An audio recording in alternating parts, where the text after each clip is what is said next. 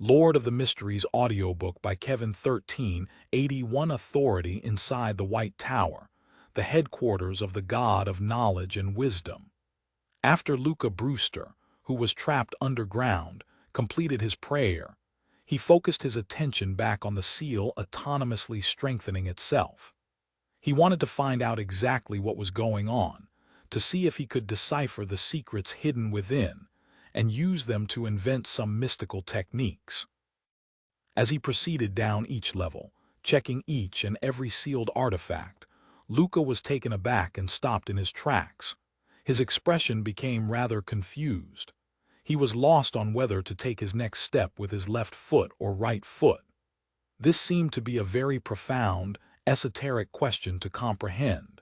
In the southern continent, beside a cathedral belonging to the Evernight goddess, Leonard picked up the cup of coffee made from local ground beans and wanted to take a sip. During this process, his thoughts wandered to the closed windows and the bright sky, trying to figure out the anomaly. However, he was unable to leave the room and was sealed here. As for Old Man Palace Zarost, he had fallen into a strange state of silence without answering his questions. Thankfully, there wasn't any additional danger. Therefore, Leonard could still sit in peace, using thoughts to replace action. After an unknown period of time, he looked down at the cup of coffee that had been placed back on the table. He frowned slightly and muttered to himself in puzzlement. What did I want to do just now? The Rorsted Archipelago, in the concealed Bayam city. Having not noticed the changes in the environment, Danitz carefully fiddled with the telegraph device in his room. The Golden Dream had recently come to the Sanya Sea and stopped at a port with a telegraph office. Danitz wanted to invite them over to Bayam as guests to take in the grandeur of a Lord's oracle. If possible, he wished that the Golden Dream could use Bayam as its primary harbor. This way, he could return to the ship at any time to participate in adventures and seek out treasures.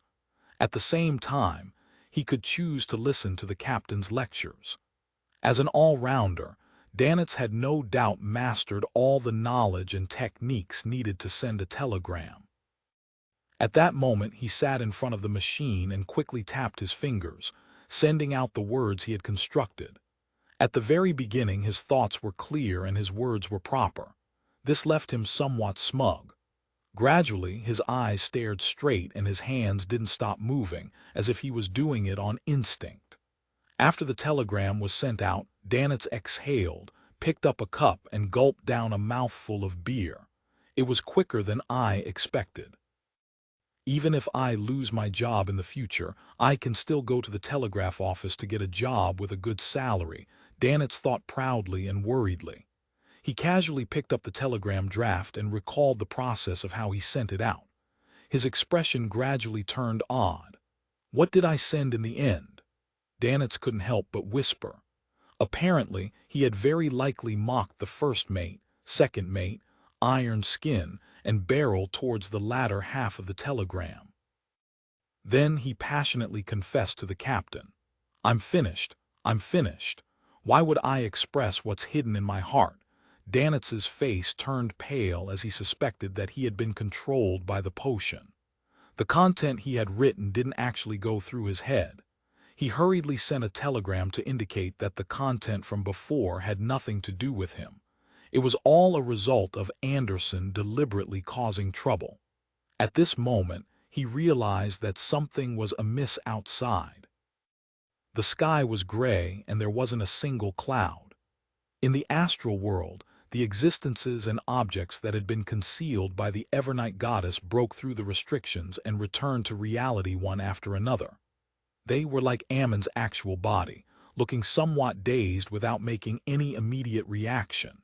In addition, the Evernight goddess also paused in midair in confusion, as though she hadn't thought about her subsequent actions. However, her first instinct was to protect herself. The Lord of Storms, the eternal blazing sun, and the God of knowledge and wisdom, who had been restricted by the thick prism-like spots of light in their own kingdoms, also experienced certain changes.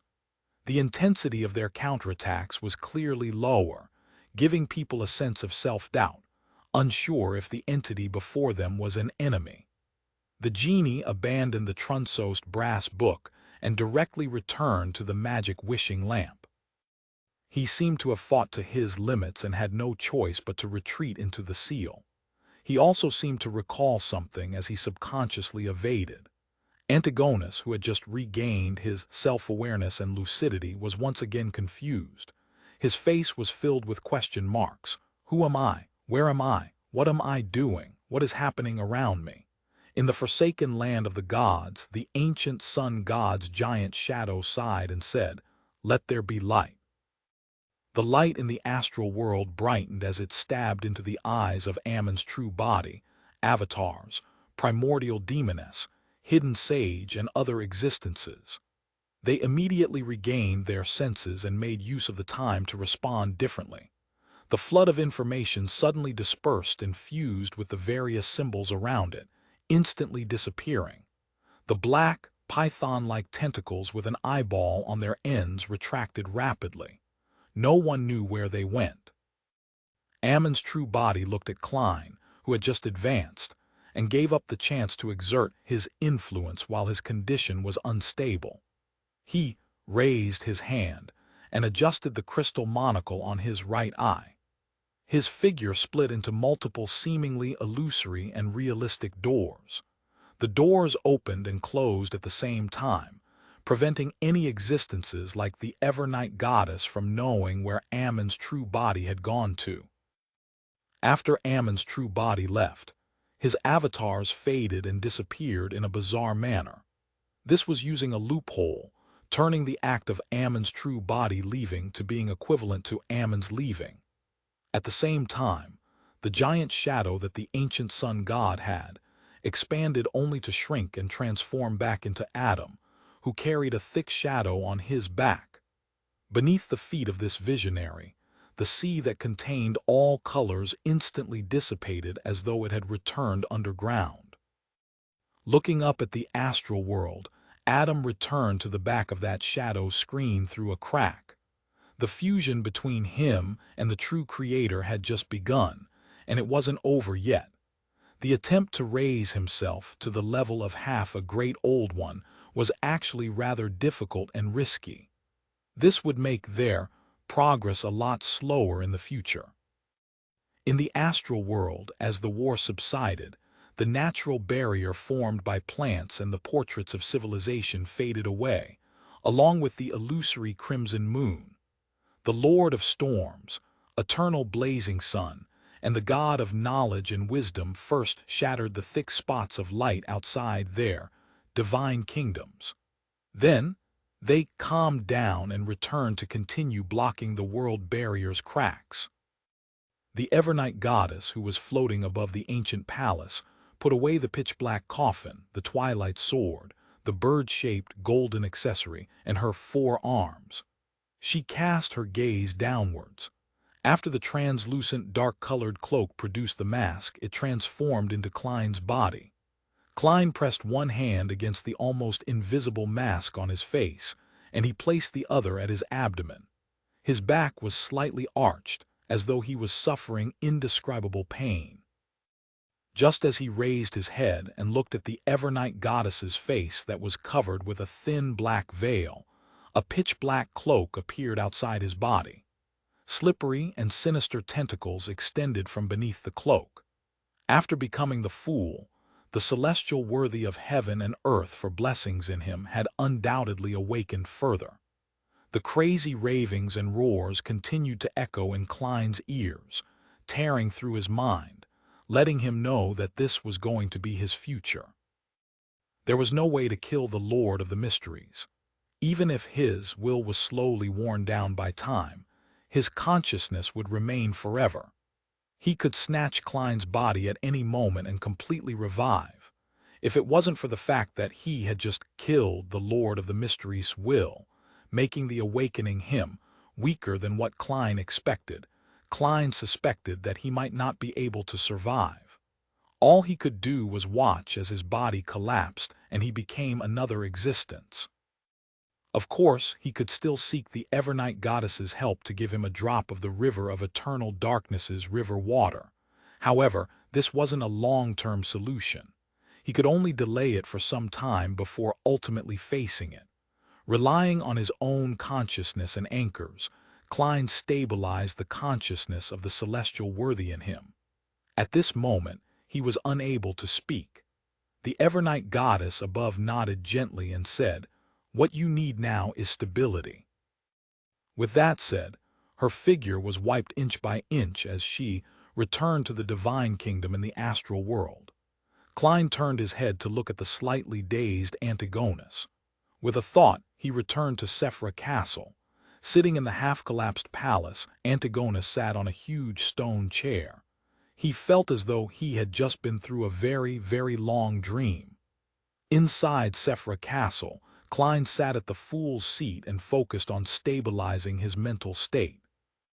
Just like before he achieved an initial level of stability, he had no way of seeking treatment from a psychiatrist. Unless he paid a visit to Adam, it was very likely that he would go even crazier. With some stability, Klein quickly checked the authorities he obtained. It was called fooling. Not only did it contain history, time, fate, change, and concealment, but it also included the mind domains of blind stupidity. The simplest application was to lower an enemy's intelligence. Just as Klein was about to research them further, his spiritual perception was triggered. Someone had invaded Sephra Castle, and only when the enemy successfully invaded did Klein obtain a notification. Klein suddenly looked up and saw that the grayish-white fog had formed a door at the other end of the long mottled table. A figure wearing a pointed hat, a classic black robe, and a monocle walked out. Ammon. There was a tinge of darkness in Mr. Error's eyes as his smile appeared somewhat crazy. He leisurely looked around and nudged his monocle. He said with a smile, "Are you pleasantly surprised?" Klein wanted to use Sephra Castle to expel him, but he realized that at some point in time, Ammon had gained control over Sephra Castle. Ammon cast his gaze at him, pulled out a chair and sat down, chuckling. "I released the suppression of the Lord of the Mysteries in my body. Him, being the owner of Sephra Castle, makes me equivalent to being the owner of Sephra Castle. Of course I can enter. This is very risky.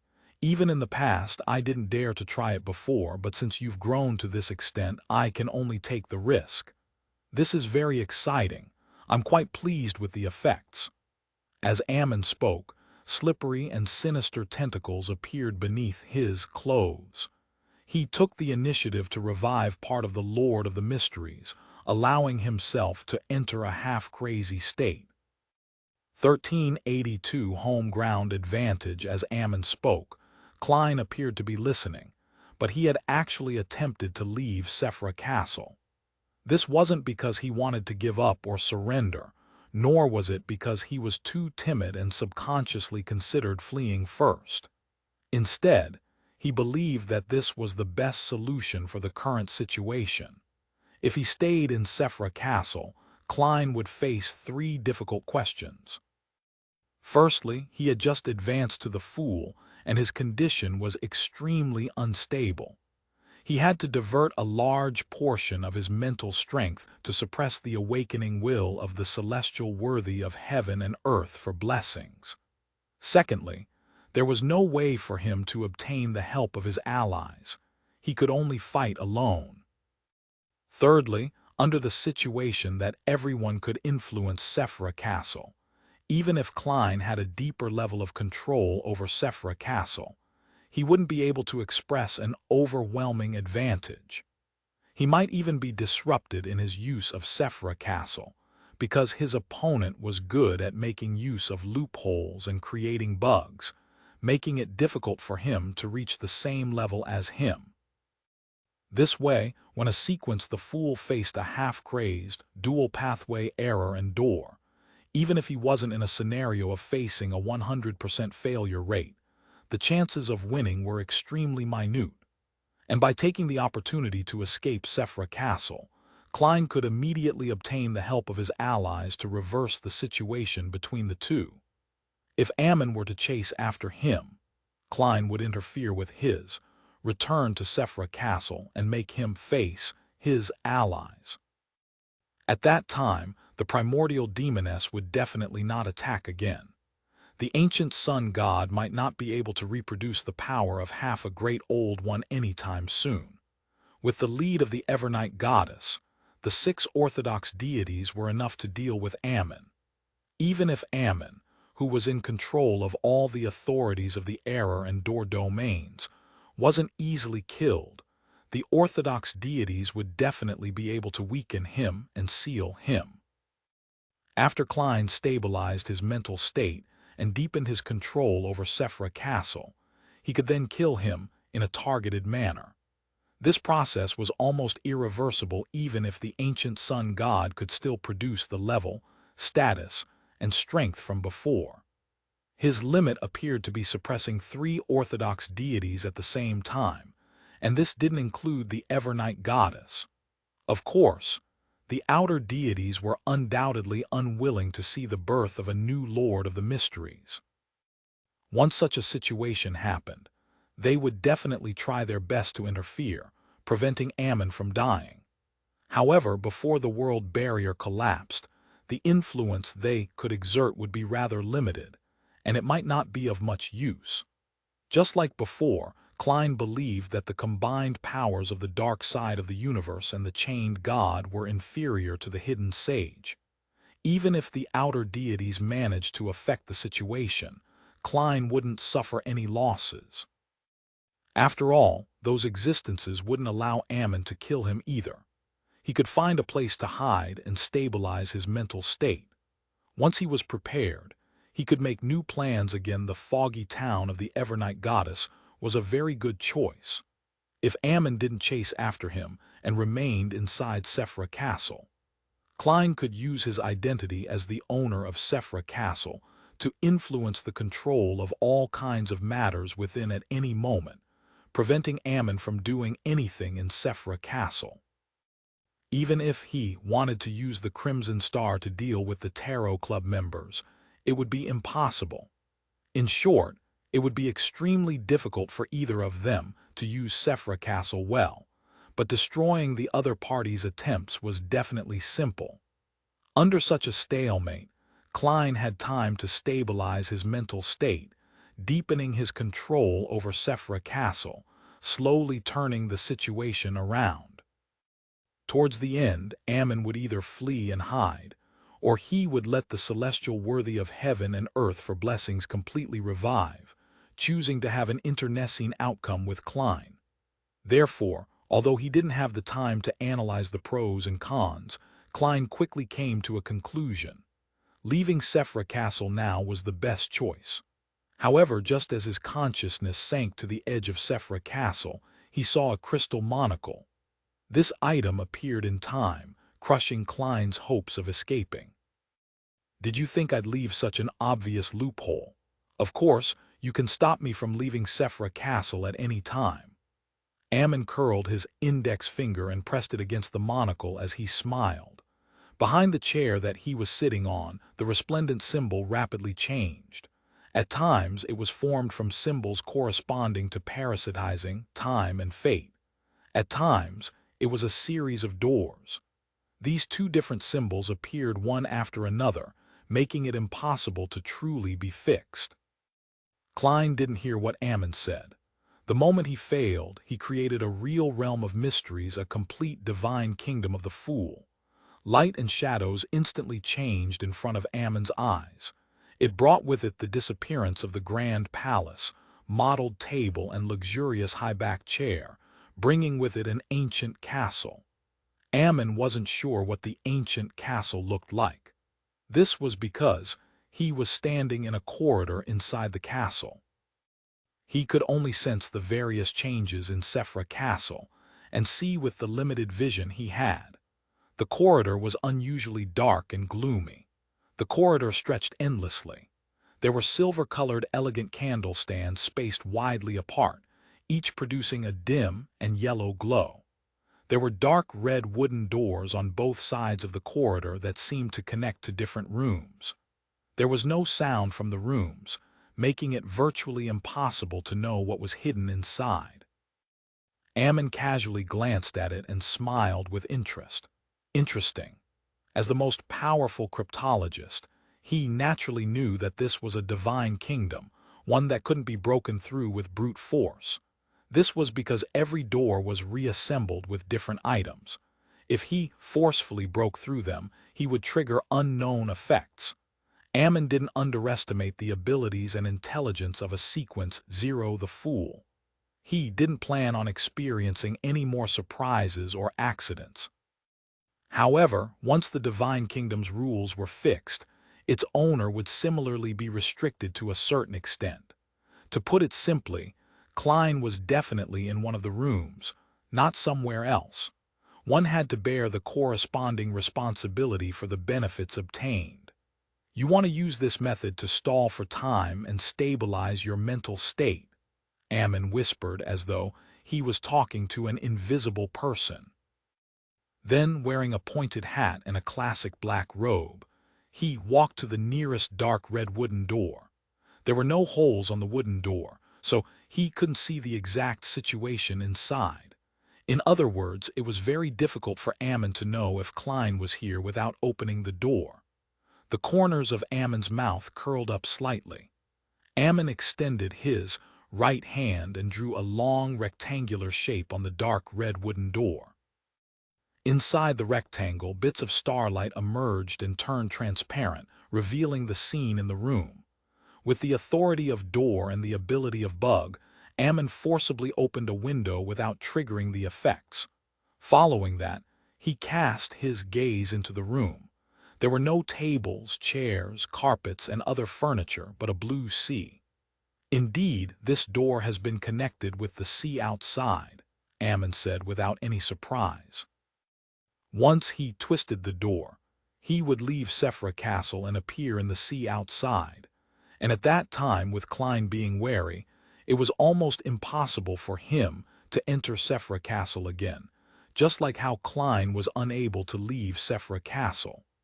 This was the reason why Ammon didn't forcibly destroy the fool's divine kingdom, but opened one door at a time. Destruction led to similar effects.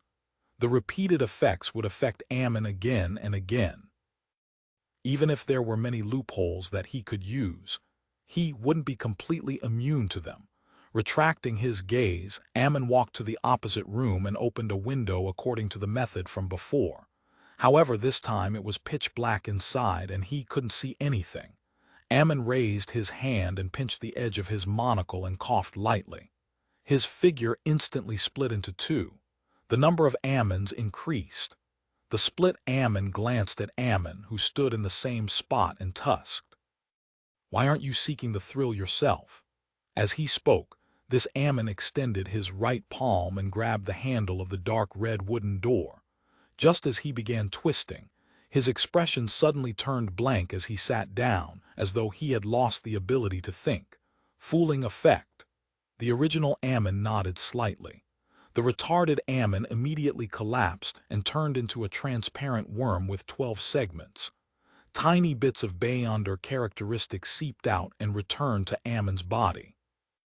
He relied on using the loophole to avoid the negative effects of his avatars from acting on his actual body.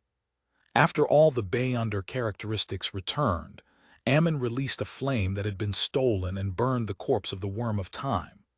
After doing this leisurely, he looked up and adjusted the monocle on his right eye.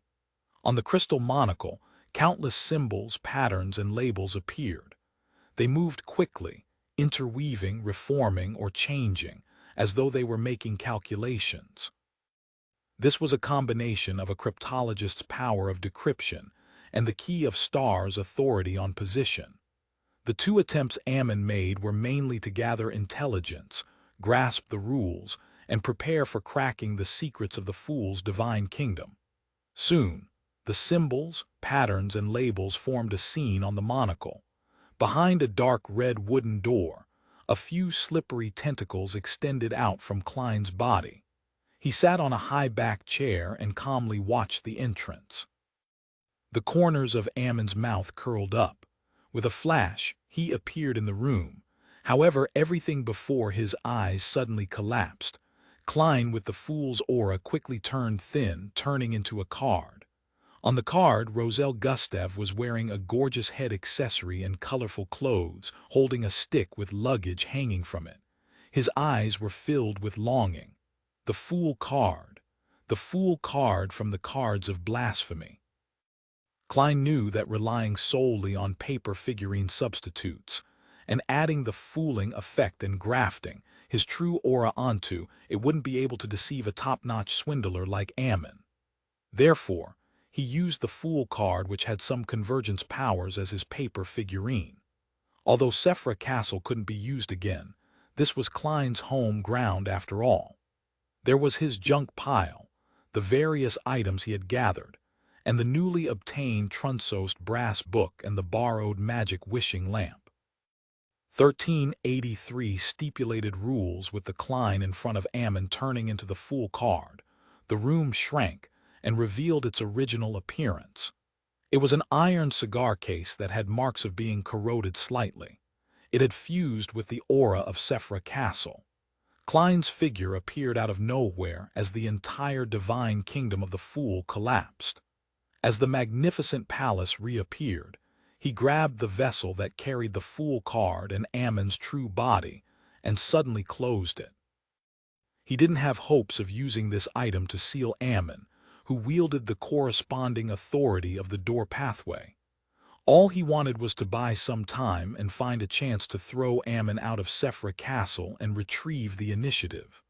But at that moment, Klein, who was wearing a black trench coat, paused. His other hand took out a crystal monocle from the void with his other hand and placed it in his right eye. Behind him, Ammon, who was wearing a pointed hat and a classic black robe, quickly outlined his figure. His eyes were dark and wild as he laughed. "What made you think that I didn't use an avatar?" Before he finished his sentence, Klein's figure that had been parasitized rapidly turned thin, turning into a crude paper figurine. Klein was cautious and hadn't used his true form either. He relied on a paper figurine substitute that had spirit body threads grafted. He knew very well that he would rather give up an opportunity than make mistakes when fighting Ammon. Once he made a mistake, under the suppression effect of a bug, it would be very difficult for him to turn the tables. With regards to the situation of the prey turning into a paper figurine, Ammon didn't seem to be surprised. All he did was raise his hand to touch the crystal monocle. At the other end of the Grand Palace, Klein, who was wearing a top hat and a trench coat, uncontrollably walked out of the fool's automatic concealment. He raised his right hand and took out a crystal monocle from the void with great difficulty, slowly moving it towards his right eye. During this process, Klein's expression was filled with resistance and rather warped, as though he couldn't control his hand. The half-crazy Ammon smiled leisurely. "You can use paper figurines to replace you, but so can paper figurines replace you. It being parasitized is equivalent to you being parasitized.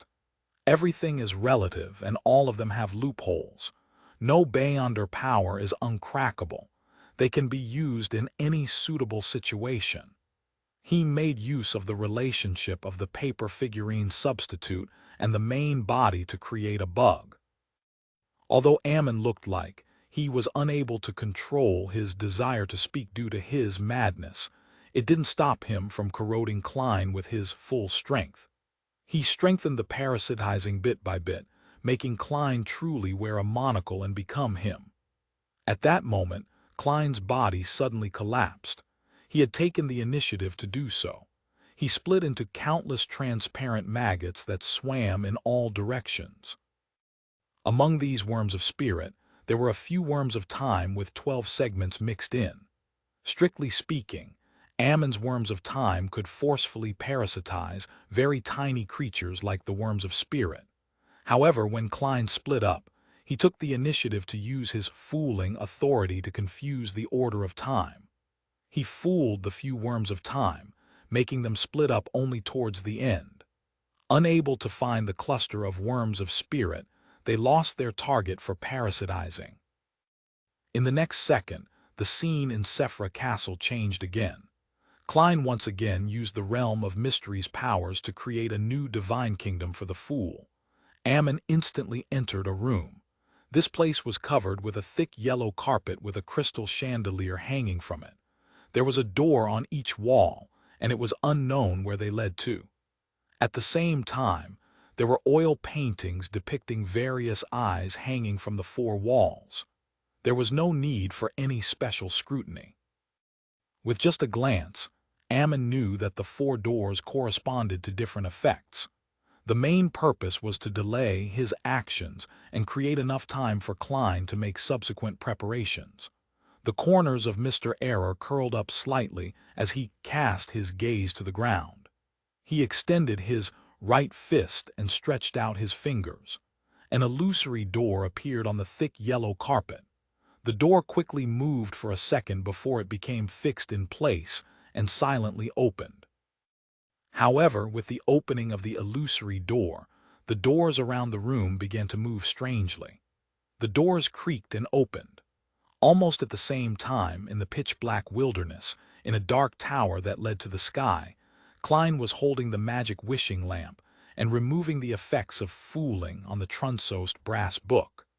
The candlewick of the magic wishing lamp lit up as it spewed out a sticky, pale gold glow.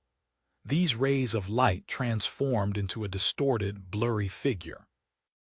Klein didn't consider making a wish with the genie to transfer Bernadette's wishes onto him and change the ownership of the magic wishing lamp. This was because there would only be one outcome. He would die on the spot and return from the fog of history with the miracle invoker's powers. Normally, this was a good way to escape, especially since Klein could revive several times. However, the situation this time was completely different from before. Once Klein died, it would mean that he had temporarily given up on his identity as the owner of Sephra Castle, making this place a paradise for Ammon. He could use this Sephra without any obstruction. Under such circumstances, Ammon could completely fool history, interfere with fate, and suppress Klein's resurrection, making him truly die. The ones who were most effective against a Beyonder were definitely higher sequence Beyonders of the same pathway. Therefore, Klein's current plan was to use the status of the genie to better use the Trunsost brass book. If the genie didn't exert a certain influence, the rules set by the Trunsost brass book definitely wouldn't be biased towards Klein. It would only restrict all existences other than itself. As the genie's blurry, pale gold figure took form, the Trunsost brass book produced the sound of colliding metal and quickly flipped to the second half of the book that allowed writing. Without any gap in time, new text appeared on the brass page. Theft is prohibited here. If Klein had the choice, the most suitable rule would be acts of theft are prohibited here, because the former clause was a law. It couldn't stop someone from committing theft ahead of time, and it could only deliver punishment after the act. Furthermore, punishment for first-time thieves was inevitably light, something the Ammons could withstand. His idea restricted the possibility of such actions. There was no such thing as theft.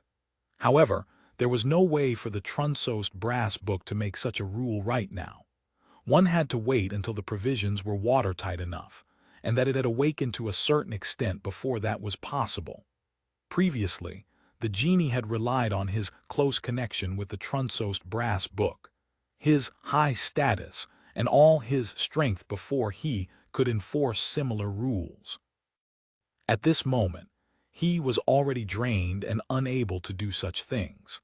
At present, all Klein could do was try his best to stall for time so that the Trunsost brass book could produce a sufficiently strict setup of laws to target Ammon so as to act in concert with his fooling authority. At this moment, in the room that trapped Ammon, as the illusory door on the ground opened, the 4 real doors shook and cracks appeared. This would bring about many unknown effects. Suddenly, the sound of a bell rang out from an endless distance away. At some point in time, Ammon had transformed into an ancient mottled stone wall clock. On the wall clock, the second hand formed by the worm of time suddenly paused. Gong. As the bell reverberated, everything in the room froze strangely, including the 4 doors. The only exception was Ammon. He had transformed back to his pointy-hatted, classic black-robed look. With a smile, he calmly raised his left hand and tightened his 5 fingers. In the next second, the strange frozen state was broken. The 4 doors that were about to open had closed again with a bang, leaving no gaps behind. Ammon's figure descended and burrowed into the illusory door that wasn't closed. Just as he used this method to leave the room, he discovered that he had arrived in a pitch-black wilderness. There was a dark tower that seemed to pierce the sky in the distance. Inside the tower, the Trunsost brass book in front of Klein had formed a second rule. Deception is prohibited here. Although Ammon couldn't see what was happening, it was as though he had sensed something.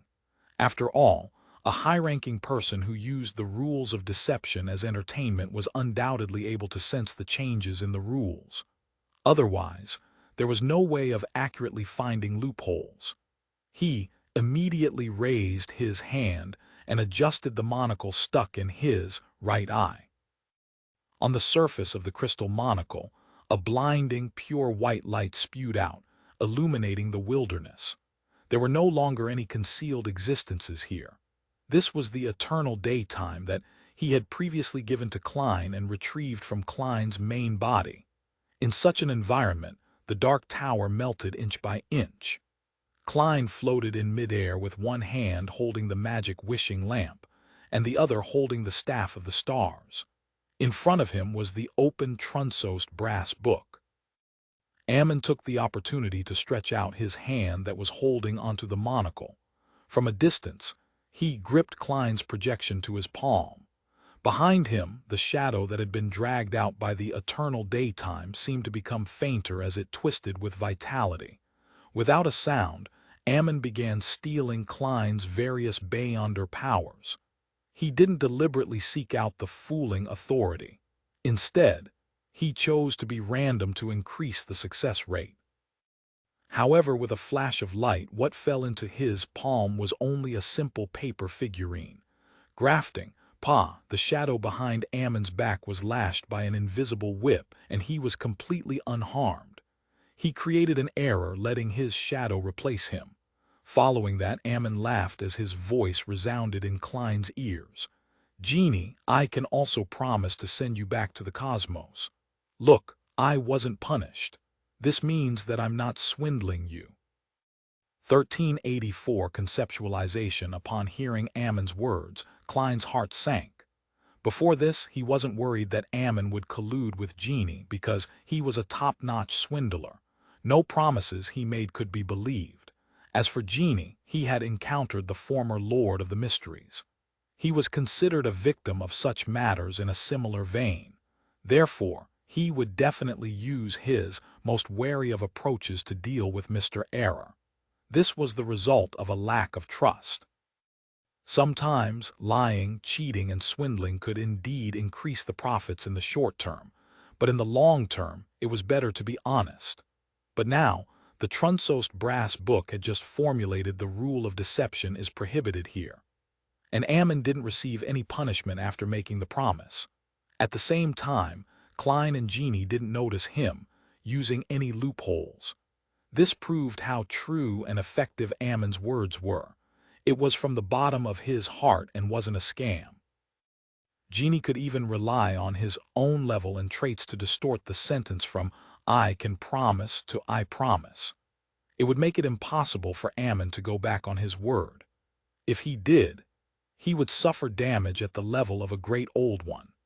This made Klein not help but wonder if the rule that deception is prohibited here was secretly guided by Ammon or deliberately created by Genie, making any Lord of the Mysteries candidate to promise to return him to the cosmos. To Genie, he didn't suffer any losses in such a deal because Klein himself owed him a promise. If it were any other scene, Klein would still have the time to communicate with Genie and rebuild his trust. However, at this moment, Ammon's threat was right before his eyes. He wouldn't give him the chance to resolve this problem. If he chose to continue to believe in Genie, Klein would be putting his life in the hands of this outer deity and be under his control. In the subsequent battle, as long as Genie was able to formulate a few rules that appeared to be fine but were biased towards Ammon through the Trunsost brass book, Klein, who was already at a great disadvantage, would rapidly lose with no way to reverse the situation. As his thoughts raced, Klein made the choice of this gamble. A translucent, dark-colored cloak instantly appeared around him. His face was covered with a strange and distorted mask. The Fool.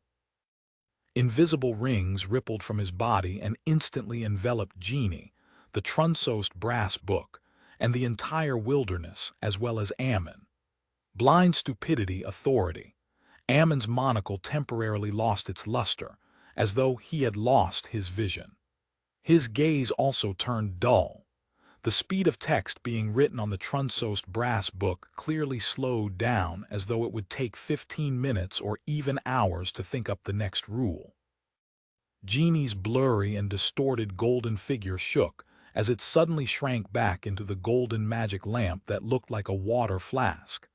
It was unknown if it was escaping or if it was purely an instinctual reaction. Seizing this opportunity, Klein attempted to escape Sephra Castle as he prepared to graft something to himself. Just as his consciousness sank, the crystal monocle appeared at the edge of Sephra Castle, blocking his path. Even though his intelligence had been reduced briefly, Ammon still seemed to remember to stop Klein from leaving Sephra Castle. His eyes quickly regained clarity as they were still dyed black. His mouth slowly opened as he laughed uncontrollably. "I've written this matter into my instinct. This is a good way to resist the effects of blind stupidity." Clearly, he had cheated the rules and lied to himself, making his instincts believe that this was what he wanted. Klein wasn't depressed. He immediately completed the grafting he had prepared long ago. In the cosmos, a giant star that emitted light and heat suddenly dimmed. In the wilderness, with the effects of eternal daylight, an orange sun with a destructive aura and a heavy feeling descended from the sky. The entire wilderness collapsed and curled up as though it was going to charge straight into the star. At the same time, everything here was ignited, including Ammon. In the next second, the surrounding void began to shrink as they revolved around the real sun. Everything in the world either disintegrated or vaporized. All that was left was the magic wishing lamp and the Trunsost brass book, which were still struggling to withstand the flames, barely suffering any damage. Klein, who was floating in midair, had long disappeared. He had grafted himself to that star. Of course, his grafting was only with the concept of a star, not a physical entity.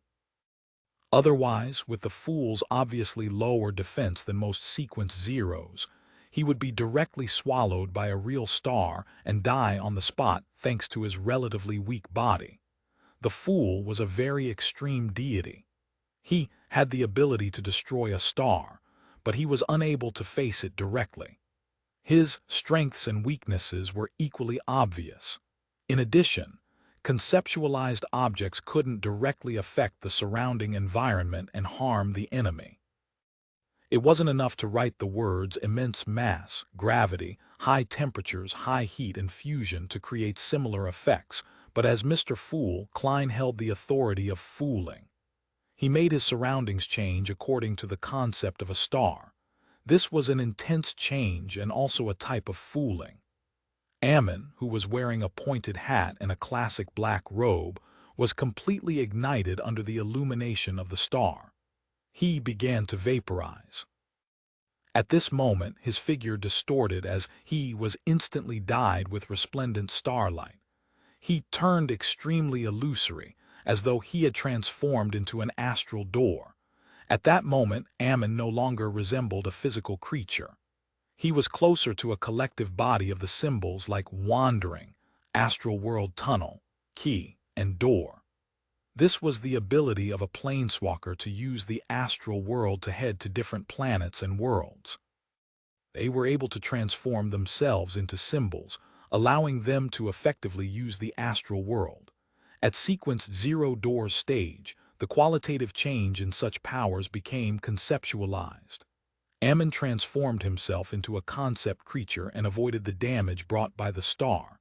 A figure suddenly appeared behind him. It was Klein, who was wearing a trench coat and a top hat. Almost at the same time, Ammon's thoughts slowed down a little. His spirit-body threads were grabbed by Klein. Using the chaos brought by the star, Klein dispelled the combination he had with the corresponding concepts, and he secretly grafted the location of both parties and arrived behind Ammon. Originally, without the concept of reassembly, the star's influence on the surroundings would immediately stop. However, Klein had fooled time, allowing the effects of the first 2 seconds to linger until now, allowing him to fool Ammon. If possible, what Klein wished to do now was to deepen the control of Ammon's spirit-body threads and turn him into his marionette. However, he knew very well that in the present situation, the probability of success was very low. On the one hand, Ammon could withstand damage and steal the spirit-body threads back. On the other hand, he might be able to use the connection established between the two of them via the spirit-body threads to use a bug and influence Klein and parasitize him. Before he had absolute confidence, Klein didn't want his actions to appear rash. The main goal of capturing Ammon's spirit-body threads was to give the other party a certain sense of sluggishness. This was a performance of the fooling authority during the stage of transforming into a marionette. And with Klein's present state, he was naturally more willing to choose such a low-level but effective method. This would be less of a burden on him, and it wouldn't seriously affect his mental stability like when he used the authority of fooling. At this moment, apart from Ammon, his enemy also included the celestial worthy of heaven and earth for blessings in his body. Of course, Ammon was the same. If he didn't suppress the celestial worthy's madness, the latter would have already revived in his body.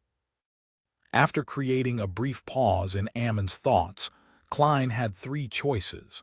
The first was to take this opportunity to escape Sephra Castle, but he wasn't sure if Ammon's instincts were still working and would still attempt to stop him from escaping. Second, it was to summon the projections of the historical void, but it wasn't of much use. The effects of an angel-level existence could do little in this battle of gods. It was possible that they couldn't withstand Ammon's gaze, much less their historical projections. Even if Klein wanted to use it to transmit information, it lacked sufficient value. The other deities couldn't enter Sephra Castle and provide help. Third, he could use this opportunity to exert a certain amount of influence on Ammon's true body. Without any hesitation, Klein chose the third plan. He wanted to take the opportunity to graft Ammon, Sephra Castle, and the Door of Light that was stained with bluish-black together. Klein felt that Ammon's half-crazy state wasn't bad enough. He just appeared rather talkative, with him occasionally not grasping an opportunity. He wanted to make him go crazier. When Ammon and Sephra Castle completed the reassembly, the celestial worthy's will in his body would clearly strengthen, and the chaos in his mind would intensify. That way, Ammon would lack the rationality to restrain himself, making his actions more instinctive than being the result of a contemplative thinking process. To Mr. Error, who was an expert at deceit, this would be fatal. Of course, Klein could only maintain this kind of grafting for a second. Exceeding this limit might mean that he would no longer be facing Ammon, but the celestial worthy of heaven and earth for blessings. When the time came, the other party would definitely gladly accept the gift of Sephra Castle. He could then fight sequence the Fool with a Sephra, 2 uniquenesses, and the corresponding sequence 1 Beyonder characteristics. Originally, Klein could have relied on his fooling authority to reduce Ammon's intelligence, but firstly, he wasn't able to use power at this level for a long time in his current state. Secondly, as a dual pathway true god and a wielder of many authorities, the duration of the blind stupidity effect on him was rather limited. Therefore, Klein had no choice but to take the risk of grafting things in such a way. And madness would accompany Ammon, doing so until he found a new balance or met the best psychiatrist. In the blink of an eye, the translucent, cold mask appeared on Klein's face once again. A strange door of light that was stained with a hint of bluish-black suffused from Ammon's body. Sephra Castle, 1385, madness, Ammon and the strange door of light were grafted together. His face grimaced as the darkness in his eyes intensified. At the same time, more slippery tentacles appeared under his classic black robe, fully showcasing the crazy feeling was completely displayed. Just as Klein was preparing to sever the connection between Ammon and Sephra Castle and make him maintain his madness, the corners of Ammon's mouth curled up. It was as if he was saying, "Congratulations, you have fallen into a trap." His face was immediately covered with a translucent mask that was similar to the Fool's uniqueness, but one that was even more illusory.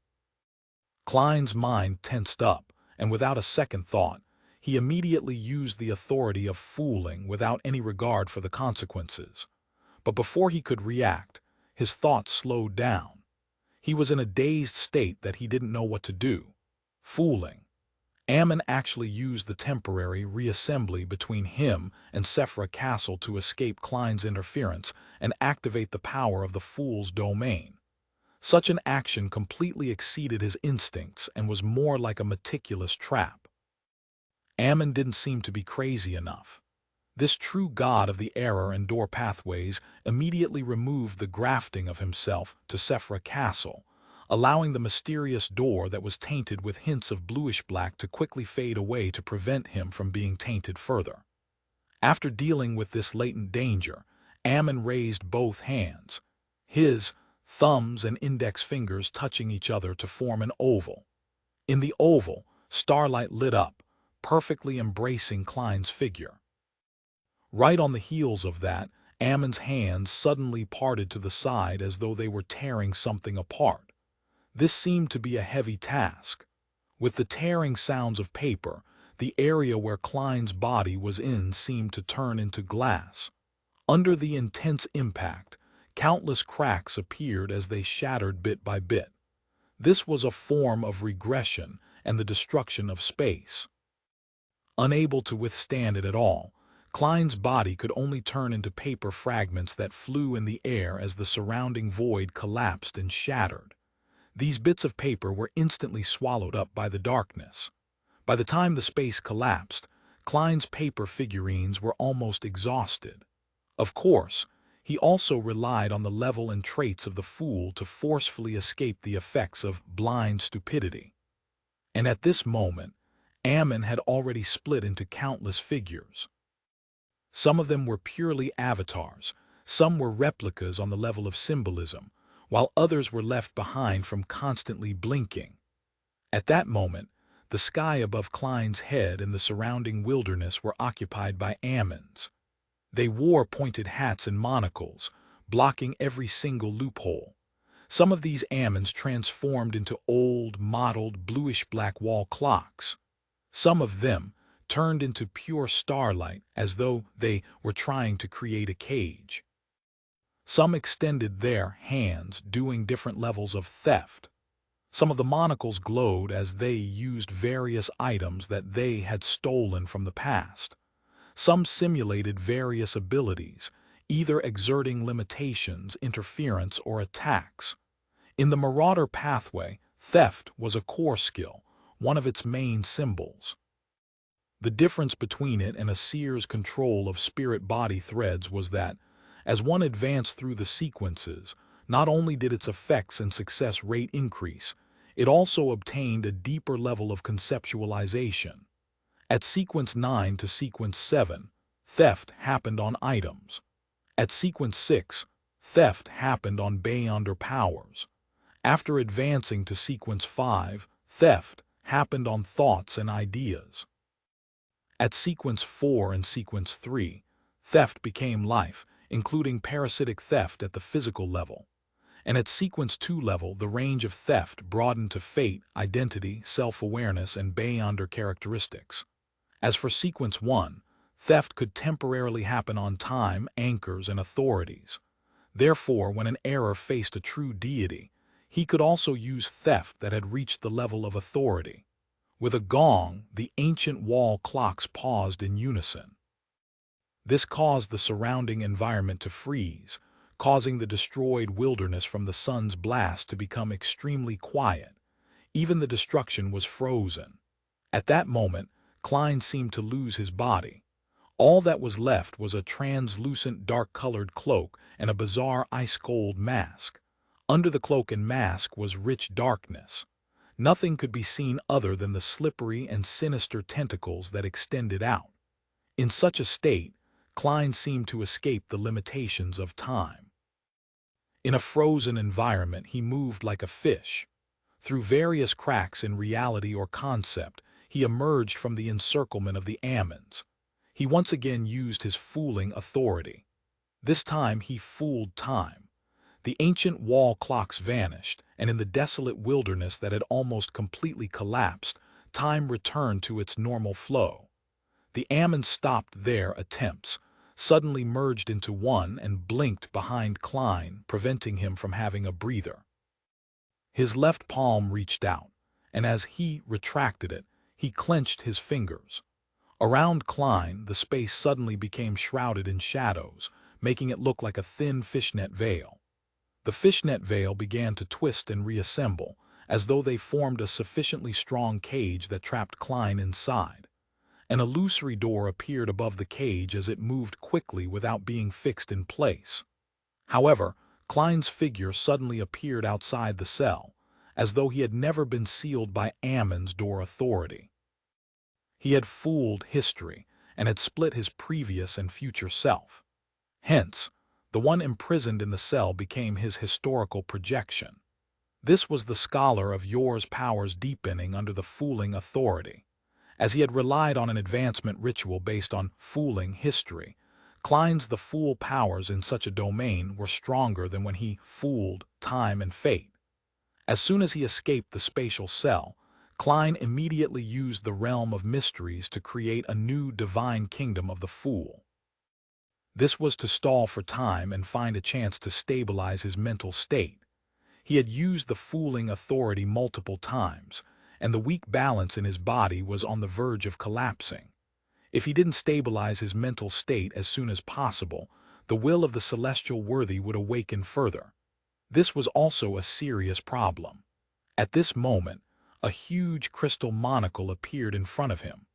On this monocle, layers of sparkling lights surged out and flooded him instantly.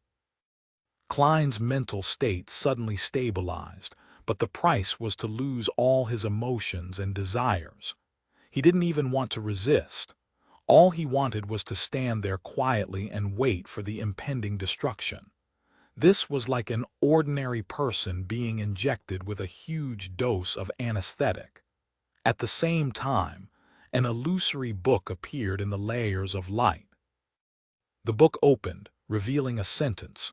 Tormented by the Lord of the Mysteries' mental corruption, Klein Moretti had always been in great pain and a state of extreme exhaustion. After the intense battle, he has finally reached his limits due to the influence of his mind. He had decided to give up and stop resisting. Behind the huge crystal monocle, Ammon, who was wearing a pointed hat and classic black robe, quickly outlined himself like a mountain.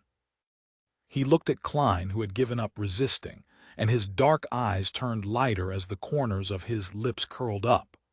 "I stole it. How is it?" Klein raised his head to look at Mr. Error, and he tried hard to open his mouth. He said weakly, "You were pulling off a deception from the beginning." Ammon raised his hands and said with a smile, "Unfortunately, you realized it too late." He made his thumbs and index fingers touch each other, forming an oval. In the oval, starlight lit up, illuminating Klein's figure. Right on the heels of that, Ammon solemnly separated his hands, tearing apart the void where Klein and the surrounding environment relied on to live. The void was like glass, shattering into pieces like the collapse of a skyscraper. However, all the collapsing and destruction circled Klein's body without directly affecting him. He was like a small fishing boat that calmly cruised through a storm. It appeared out of place and disharmonious, as though it didn't seem to belong here. Ammon raised his hand and adjusted his monocle on his right eye. The smile on his face somewhat faded. A translucent cloak kept popping up and disappearing over the surface of Klein's body. He looked at the mountain like Ammon, his eyes turning darker. "From the moment you entered Sephra Castle and said the first word, you began your deceit." At that time, Ammon said that he had taken the risk to release the suppression of the Lord of the Mysteries in his body in exchange for the identity of Sephra Castle's owner. At that moment, Ammon didn't take the opportunity to continue attacking Klein. He floated in midair and looked down at Mr. Fool. Klein didn't make any attempts either. His tone was strangely calm, as though he was preparing something. "If simply releasing the suppression of the Lord of the Mysteries will allows you to enter Sephra Castle at the cost of being half crazy, Antigonus could have done so back then. The annihilation demonic wolf, Phlegria, from even earlier could have done it as well. You and Mr. Dorr previously had countless opportunities.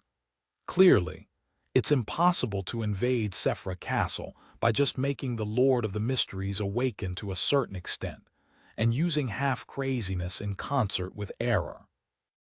There's no way you can find a usable bug in this matter unless you directly get him to replace you.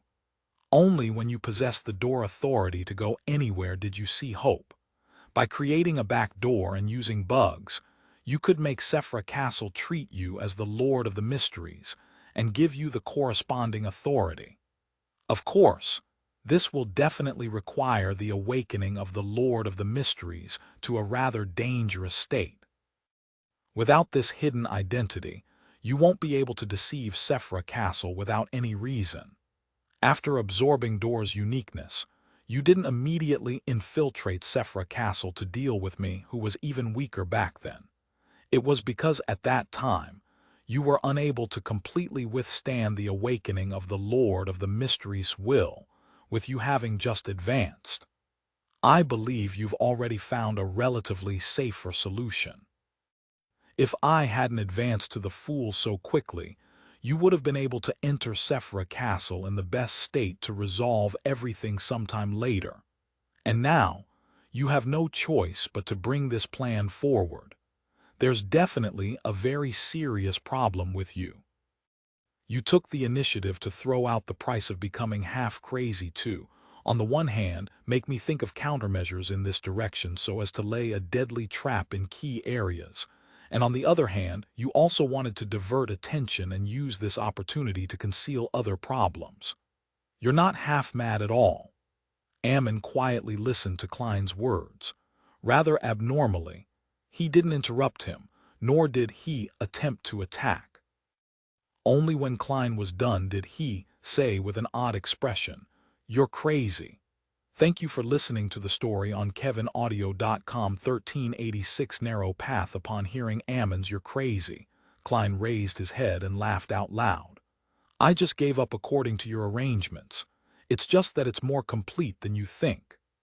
As he spoke, an illusory brand appeared on the forehead of the ice gold and bizarre mask he was wearing. It was a strange door of light that was tainted with bluish blackness. As for Klein, he was also enveloped in something similar. Under the translucent, dark-colored cloak, more and more slippery and sinister tentacles appeared. They were densely packed and extended until they occupied the nearby sky. As his dark eyes flashed, Klein looked at Ammon and said with a smile, "For me, instead of you becoming the Lord of the Mysteries, wouldn't it be better if we let the past him revive?" After his mental state stabilized and he figured out the key to Ammon's surprise attack, Klein's thoughts of giving up removed his resistance towards the Lord of the Mysteries' will in his body, allowing him to further revive. It was precisely because of this that he was able to control Sephra Castle at critical moments and borrow the power of error to avoid the collapse of the space created by Ammon. Without waiting for Ammon's response, the corners of Klein's lips curled up as he said with a smile, "After you were corrupted by Sephra Castle and showed signs of madness, you immediately recovered and could use Sephra Castle to create the effects of blind stupidity. After releasing the suppression of the Lord of the Mysteries' will in you, you didn't enter a half-crazy state, as there are external powers helping you. You should have an extremely key, important avatar. It might even be like Palaz's choice to lower his level. It's sleeping at Adam's place, and it allows a visionary like him to personally protect your mental state. As long as the awakening of the Lord of the Mysteries doesn't exceed the limits of what Adam can withstand, you won't go crazy here if you don't lose control there. Therefore, your most serious problem is that you have to maintain a normal connection with that body. Once it's interfered with, your condition will be in trouble. And this connection is actually very weak under Sephra Castle's isolation effect. You deliberately showed a half-crazed state for two reasons. Other than luring me to find an opportunity in this direction and stepping on the trap you set up, you were also hiding this fact so that I won't be able to target this aspect while engaging in a battle with you. Of course, there are plenty of problems outside these ones. After all, you aren't fully prepared. If I had discovered these problems earlier, even if I was a king of angels with the uniqueness, there's no way for me to defeat you." Ammon listened quietly and raised his hand to adjust the crystal monocle in his right eye. The corners of his lips curled up as he let out a sigh with a smile. Upon seeing this, Klein smiled and shook his head. "You truly are powerful, cunning, and terrifying, truly worthy of the title of God of Deceit. If it wasn't for the fact that I had long considered what I would do when forced into a corner by you and had no other choice, I definitely would have hesitated just now. And if I hesitated slightly, I would have already died. In that case, Ammon would completely control Sephra Castle, preventing Klein from returning from the fog of history for a resurrection." Ammon stared at the increasing number of sinister tentacles extending out from under Klein's dark-colored cloak. He slowly took a deep breath and said with a smile, "The Lord of the Mysteries in you is about to truly awaken." Klein's smile had a nerve-wracking feeling to it. "You can also compete with me on this point. Our next battle is very simple. It's a competition of who awakens the Lord of the Mysteries' will to a greater extent, a competition of whose control over Sephra Castle is deeper. 50%, 70%, 90%, until we reach 100%. Then with a bang we explode and he returns. What do you think? Are you going to take the bet? Let's see who can't hold on any longer first. It's very thrilling, very interesting, and very suited to your preferences. It's like the roulette that's popular in FASAC. Two people, each having a revolver and a bullet inside. They take turns pulling the trigger at their temples. Whoever gives up first results in his opponent winning. And if no one gives up and persists until the end, there won't be a winner. He will be the winner." Ammon's brows pricked up as he smiled without saying a word. Klein looked at him and said with a smile, "Although you've always been pursuing thrills and are known to be a risk-taker, you achieve your goals most of the time. Not only do you not lose much, you often gain a lot. And in the few failures that you do experience, you only lose some of your avatars and some items. You've never suffered any serious injuries or been placed in a desperate situation. Your every action is a product of meticulous planning. Even if you fail, you will have a way out. Does this mean that you value your life more than I imagined? You do like thrills and seek it for pleasure, but to do so regardless of the price is just an image you portray. How can a real god of deceit wager a bet with himself at stake? Of course, this is just my own guess. Perhaps it's wrong. Anyway, do you want to take the bet? Ammon stroked the crystal monocle and made a tusk like Medici. You're really crazy, Klein replied with a smile. In the eyes of others, this is indeed insane. But to me, it's just a choice. Compared to you, I'm more willing to believe in the former Lord of the Mysteries. He is a true great old one, looking down on the universe from high above and treating most of the living beings as insects. This would make him distance himself from reality. Besides, I should still have time to get the genie to be my witness. I'll get the Lord of the Mysteries to promise me certain things. To him, it's very simple and worthless. Having said that, the corners of Klein's mouth curled up as he said, I won't lose too much just myself. There are always some things that are more important than others. Ammon maintained his smile but didn't say a word. Klein then surveyed the area and found the magic wishing lamp and Trunso's brass book among the floating fragments of the wilderness. He immediately laughed out loud. Look, I didn't get punished. This means that I'm not lying, I'm telling the truth. In fact, the laws set up by the Trunso's brass book had long been abolished since the divine kingdom was destroyed during the star's descent. Later on, the Ammons dared to attempt to use steel, but Klein's main goal wasn't to prove anything, but to show his determination, firmness, or perhaps madness. Of course, what he said was the truth. He was indeed willing to put them into practice. Otherwise, there was no way he could hide it from Ammon or exert enough pressure on him. Ammon smiled and said without a hint of panic, Sounds interesting. Isn't it? Let's begin, Klein replied without hesitation as his eyes turned darker. Ammon's smile froze as his palms suddenly gathered together. Beneath his classical black robe, there were also slippery and sinister tentacles.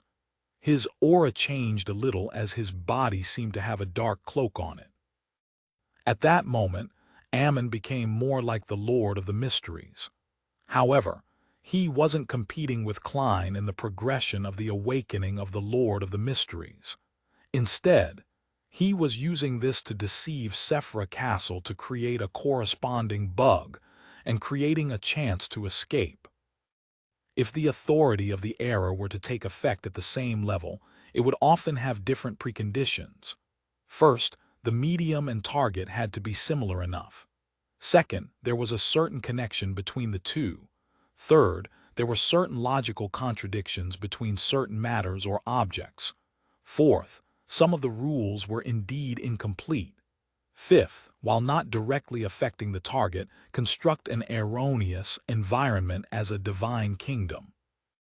In this aspect, the restrictions of fooling were even fewer, but once an error satisfied the conditions, it would be difficult to defend against or terminate it.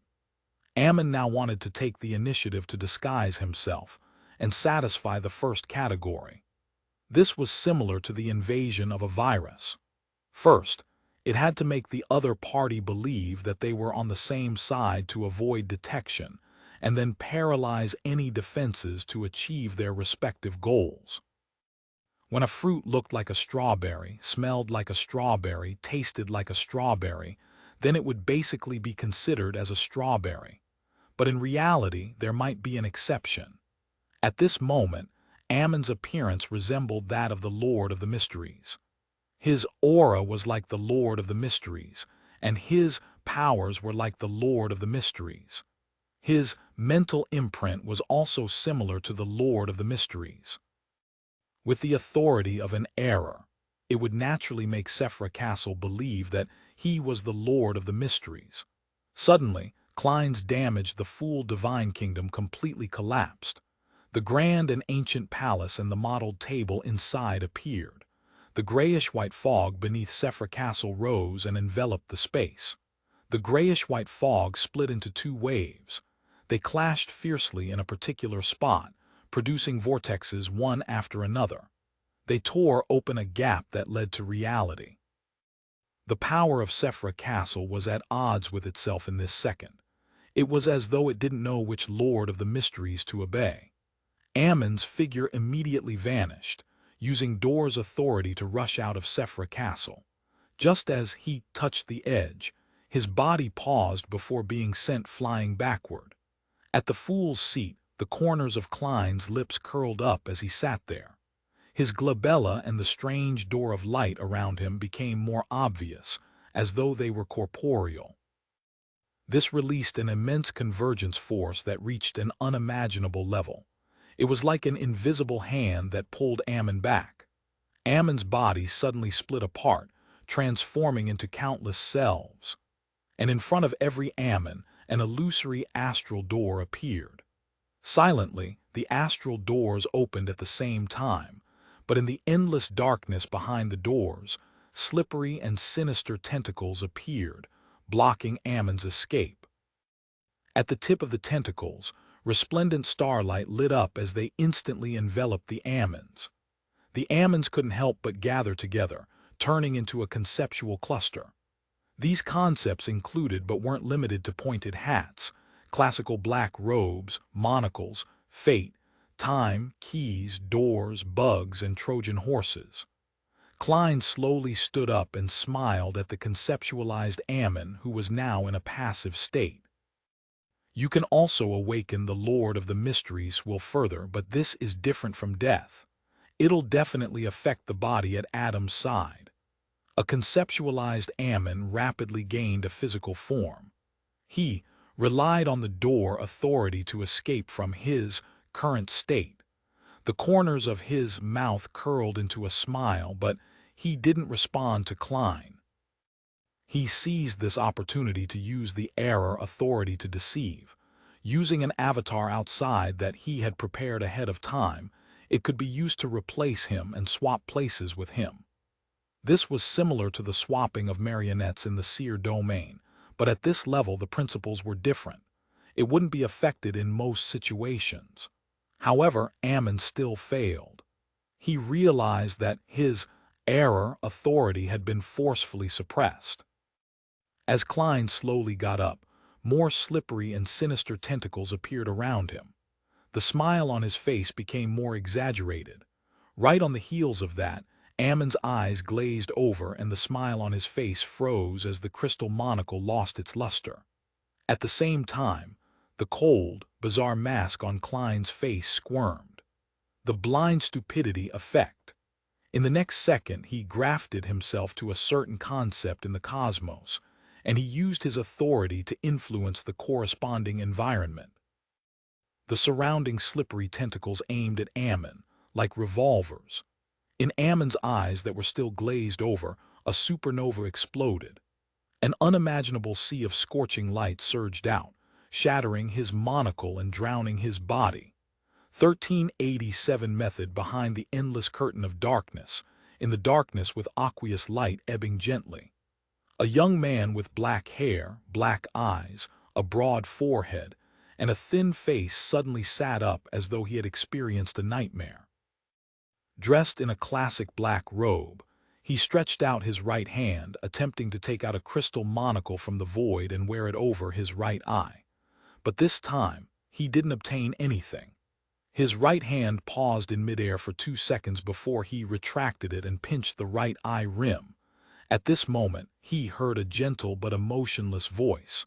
To him, there's something more important than life. To you, apart from yourself, there's nothing worth caring about. When the matter develops to a point where one's life is put on the line, it would imply your loss. The corners of Ammon's mouth curled up as though he wanted to smile and reply, but he ultimately didn't say anything. The voice continued.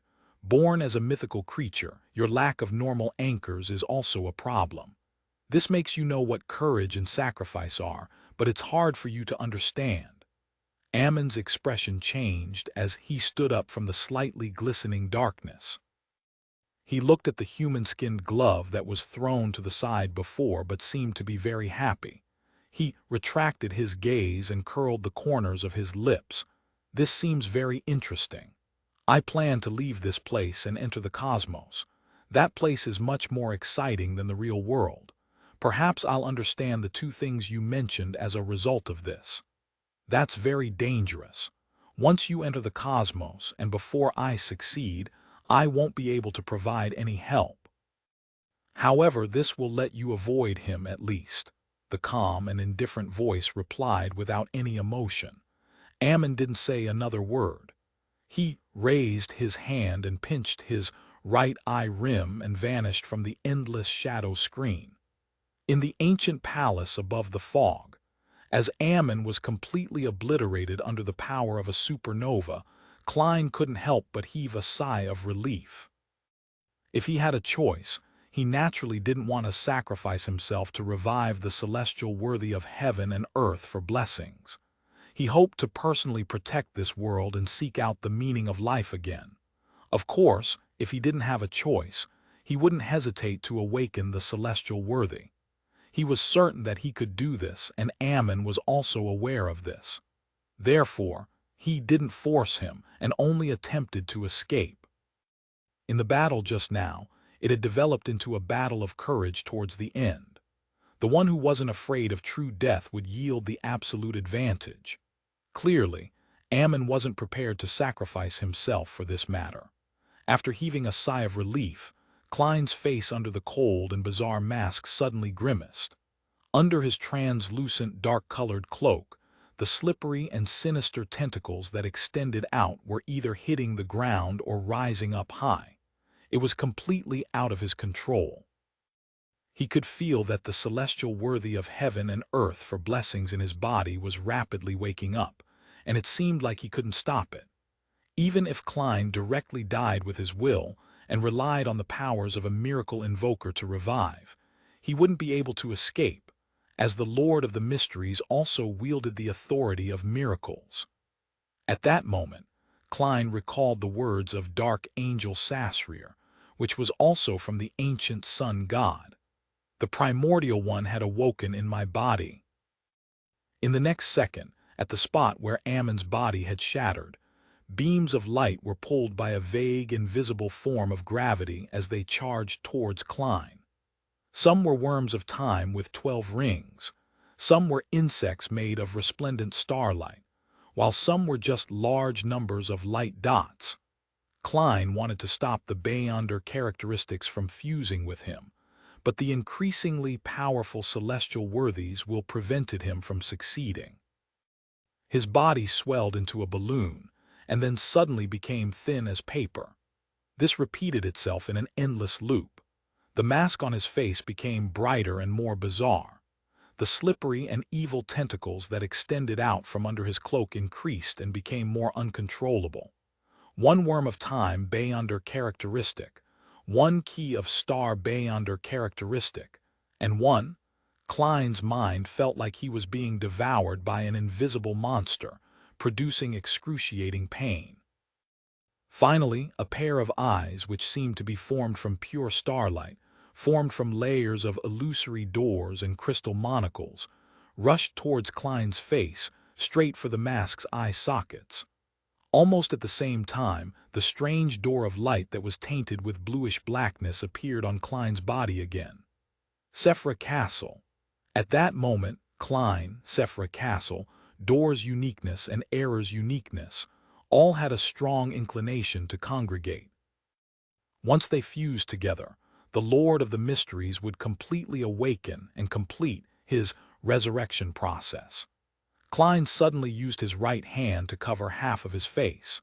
His entire body bent down as if he was fighting with another self. With the anchoring and image disruption from his anchors, Klein finally slowed down the awakening of the Lord of the Mysteries' will, reducing the power of convergence by a little. The starlight eyes and the crystal monocle stopped in front of Klein's face, floating only a few centimeters in the air like planets revolving around the sun. Klein believed that he couldn't maintain this extreme imbalance for too long. Perhaps a few minutes or even dozens of seconds later, the convergence would continue without restraint, bringing about an unbearable change. Ha, this can be considered a form of fusion. Klein laughed in an unstable manner. Then he fooled the Trunso's brass book, allowing it to enter a sealed state and fly into the junk pile. Right on the heels of that, Klein left Sephra Castle and arrived in the astral world formed from symbolism and authority. This place seemed similar to the cosmos. It was dark and vast, but in fact, there were many unique aspects to it. For example, even though there was a sun-like star hanging in the distance, emitting normal light and heat, if one tried to get close to it without getting injured, one would realize that the astral world there was like a black curtain. The sun was directly painted with pastel colors, and there were a bunch of concepts and symbols surrounding it. Furthermore, the drawing of the sun wasn't that nice, like a child without any foundation in art casually scrawled about. It was both comical and frightening. From another perspective, this might be a manifestation of the chaos and madness that underlay everything. As soon as Klein entered, he immediately sensed invisible gazes. Some of them came from areas protected by the world barrier, while others came from broader areas with obvious malice. The corners of Klein's mouth couldn't help but curl up. He suddenly turned his head and looked outside the world barrier, raising his slippery and sinister tentacles. This pair of eyes that seemed forged from starlight and the crystal monocle also moved. All of a sudden, all the attention from the cosmos shrank back. Only the hand-drawn crimson moon was left hanging there as it flashed with light. Ha! Klein laughed as he came to a dark kingdom filled with night vanilla and slumber flowers. At the same time, the Evernight goddess appeared at the borders of the divine kingdom in a layered, star-speckled dress. Her face was covered in a translucent black veil. She didn't transform into her giant form as she looked at him at eye level before raising her right hand and revealing the bird-shaped, golden accessory. At the head of the bird-shaped, golden accessory, a series of illusory doors appeared in the bronze-like eyes, allowing a drop of colorless water that had a strong aura of eternal stillness to land on Klein's cold and bizarre mask. The will of the celestial worthy of heaven and earth for blessings entered a state of eternal slumber. Likewise for a majority of Klein's consciousness. All he had was a tiny bit of lucidity. Under such circumstances, he made the mask retract, and he transformed the cloak into a black windbreaker. Then, he made the crystal monocle turn into a pair of black gloves, making the eyes forged from starlight to turn into a cane inlaid with star speckles. This was only a change in appearance, but it didn't change anything in reality. Once the two items were separated from Klein, they would return to their original state.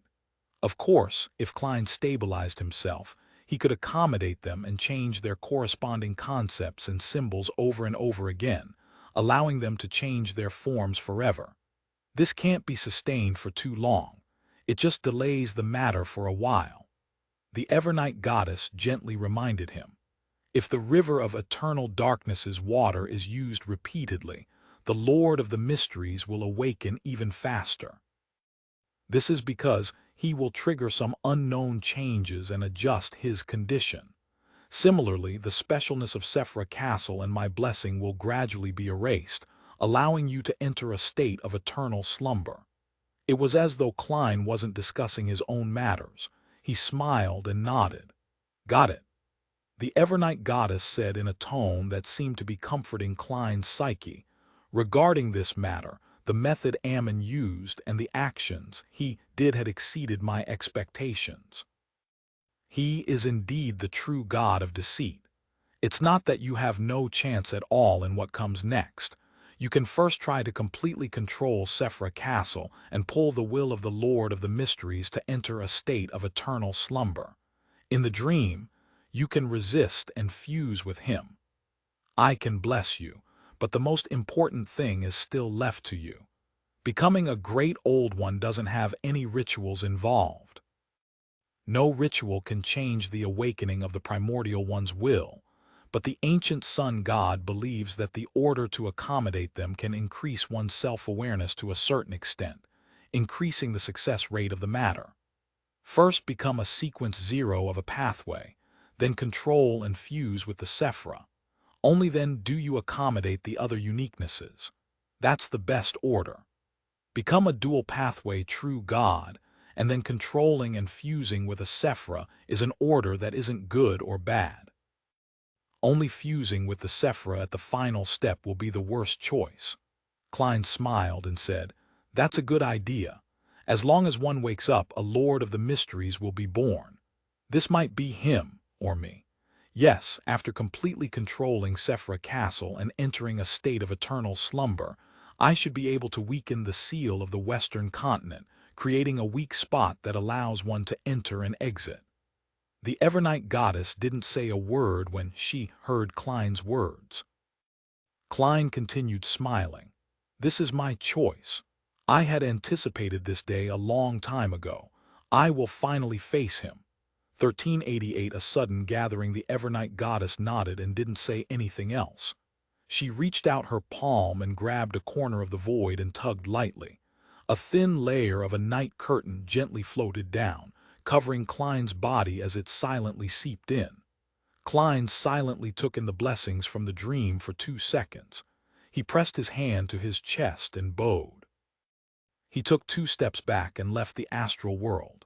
The Evernight goddess stood at the borders of the divine kingdom as she watched him leave.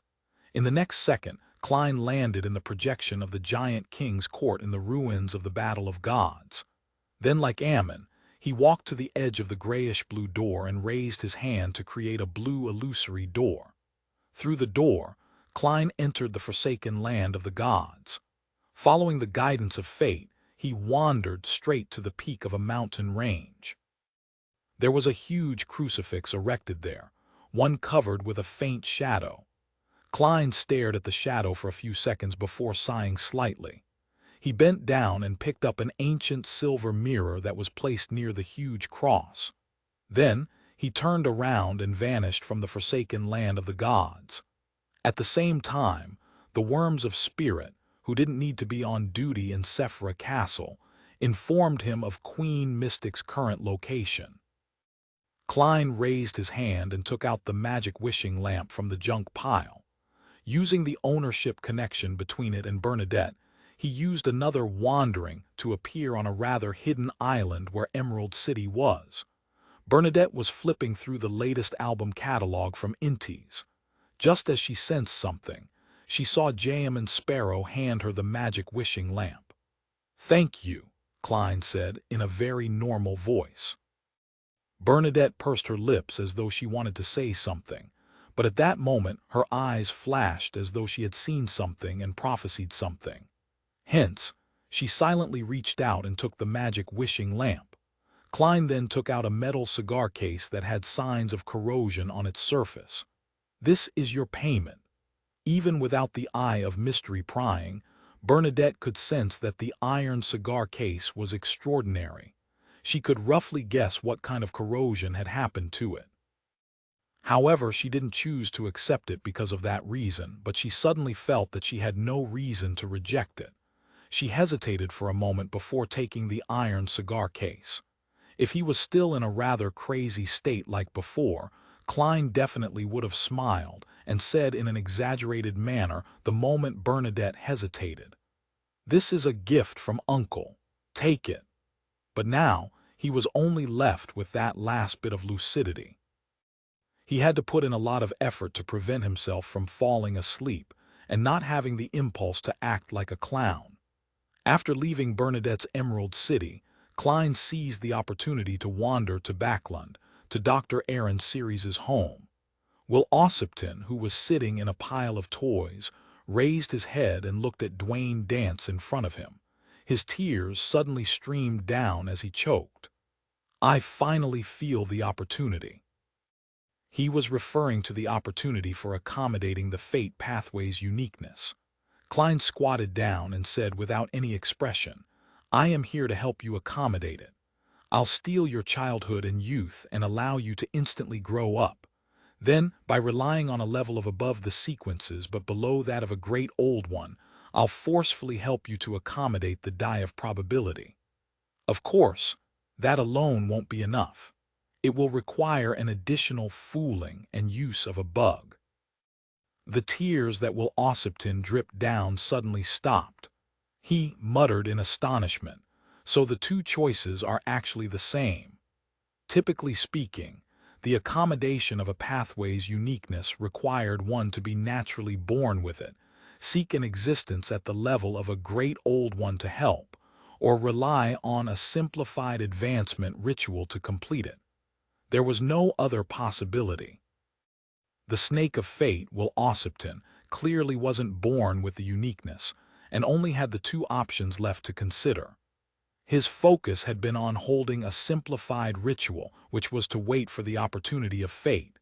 Who knew that this opportunity was actually when Klein was approaching the level of a great old one? In essence, it was the second method. With this in mind, the chubby child, Will Ossipton, cried even harder.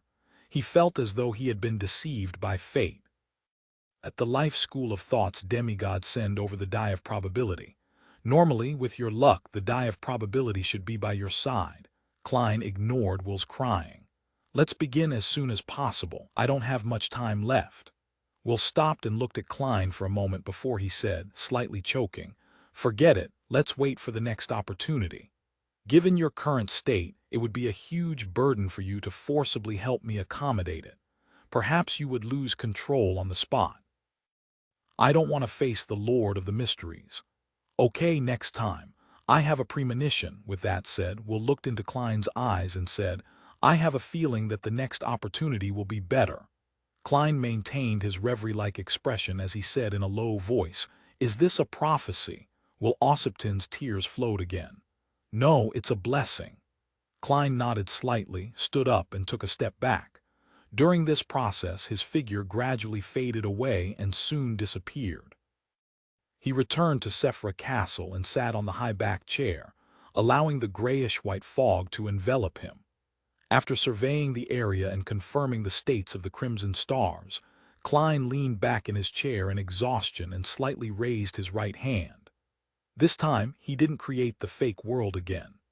On the two sides of the long mottled table, crimson beams of light shot out at the same time, freezing into the members of the tarot club the Hanged Man, the Sun, the Hermit, the Magician, and the rest. This sudden gathering was clearly beyond Audrey's and company's expectations. It left them surprised and alarmed. Before that, although they had come to Mr. Fool's divine kingdom on occasions that weren't a Monday afternoon, it was all planned. They knew in advance that they would be dragged here. They would have either applied for a mini-gathering in advance, avoid the full moon ravings, or treat Mr. World with psychological problems. It could be said that, apart from the first time, this was the second time they were summoned by Mr. Fool without any warning. This made even the slowest members of the club catch the hint of uneasiness and feel the air freeze. Thinking back to the world Jam and Sparrow's visit and the words of Mr. Fool's blessed, Audrey, Alger, and Zio simultaneously had similar thoughts. Is it finally here? Audrey subconsciously turned her head and looked down at the bottom end of the long mottled table. There was no one there. Although she was already mentally prepared, Audrey couldn't help but be stunned as emotions of uncontrollable sadness surged within her. In her heart, the world Jam and Sparrow's image had long since turned from a crazy adventurer and an extremely dangerous beyonder to a person who wore a cold and tough facade, but was a gentle, powerful, loving, mysterious, and lonely man who was burdened with many friends on his back. She believed that amongst the Tarot Club members, she knew the world the best apart from Mr. Starr, and now this friend seemed to have encountered some misfortune, leaving behind only an empty seat. The Tarot Club lost its first official member. Where did Klein go? Leonard suddenly felt a little flustered. In this world, he was the only one he could befriend. Previously, when Klein suddenly appeared in the southern continent and threw the gold coin into the cathedral's donation box, Leonard had already had a strange premonition. He had the feeling that Klein was about to receive the judgment of fate and was bidding farewell to the past. This was the same as the time back in Tingen when they decided to step out together and face Megos. Old man's recent silence has been a little bizarre. Could something really have happened to Klein? With Mr. Fool's level and status, as long as there's a chance, he should be able to be saved. Leonard's heart tightened as he suddenly turned his body and cast his gaze at Mr. Fool at the top end of the long mottled table. This mighty existence was still enveloped by the grayish-white fog, preventing others from seeing his condition. At this moment, Emlyn, Catlia, and Derek also discovered Mr. World's absence. Coupled with the suddenness of this gathering, they were both shocked and puzzled. They didn't know what had happened, but their instincts told them that it wasn't a good thing. As a clairvoyant who had recently advanced, Catlia even felt that there was a certain problem with Mr. Fool. Mr. World isn't here. Zio had previously mentioned that Mr. Fool and his few blessed were about to face a major challenge, and it's very likely that they would suffer a bad fate. Forz was also somewhat alarmed, inevitably having a strong fear due to some unknown chain. She had once thought that she would sigh in relief because of Mr. World's disappearance, but from the looks of it, it wasn't like that. Instead, she found her heart heavy and a little horrified. Only then did she realize that at some point in time, the world had become the pillar of support for the tarot club outside of Mr. Fool. It made everyone feel at ease when they saw him. Of course, some fear was unavoidable. As Justice Audrey and company turned around and looked at the top end of the long mottled table, Klein, who was already the real fool, said in a low voice, "This is a last-minute gathering. Mr. Fool is very exhausted." Audrey, who sensed this, felt her heart tighten. She looked around and stood up as usual. After the members of the tarot club stood up one after another, Audrey lifted the ends of her skirt with a heavy heart and curtsied at the end of the long mottled table. "Good afternoon, Mr. Fool." 1389 The Fool's Commission. "Good afternoon, Mr. Fool." The other members of the tarot club appeared rather solemn as they followed Miss Justice's usual greeting. After they sat down again, the Fool Klein surveyed the area and slowly said, "I will be entering a state of slumber." Upon hearing this, Alger, Audrey, Zio, and Force felt like their speculations had finally been confirmed. Leonard, Emlyn, Derek, and the other tarot club members felt their hearts sink as they became increasingly flustered and filled with puzzlement. Of course, they weren't that surprised. The abnormal last-minute gathering and the abnormality of the world's absence seemed to indicate that something important had happened today. Klein maintained his last bit of clarity and said in his previous tone, "This involves a war that's at the level of above the sequences. It has something to do with the apocalypse to a certain extent." Indeed, Alger acutely caught the words above the sequences. He had long suspected that there was another level above sequence 0, the one occupied by the ancient sun god when he had 8 kings of angels. Now, Mr. Fool had finally confirmed his guess and resolved many of his doubts. Catlia and company also noticed the hidden message in Mr. Fool's words. Those who had similar guesses like the hanged man felt enlightened, while the ones who had never had such guesses were inevitably surprised and confused when they heard it. However, they quickly combined what they had learned from the past and came to a realization. The Fool Klein continued, "Only after you become an angel do you have the right to know the exact situation. Otherwise, just understanding it will bring corruption." This made the tarot club members think of the words underground and cosmos. They were momentarily unable to contain their thoughts. Klein looked at the end of the long mottled table and said, "My blessed, the world has entered a deep slumber. It's unknown when he will wake up. Then what should be done? Leonard nearly blurted out, but he could clearly sense that Mr. Fool hadn't finished his sentence. Therefore, he forcefully held back his urge. The fool Klein swept his gaze across him.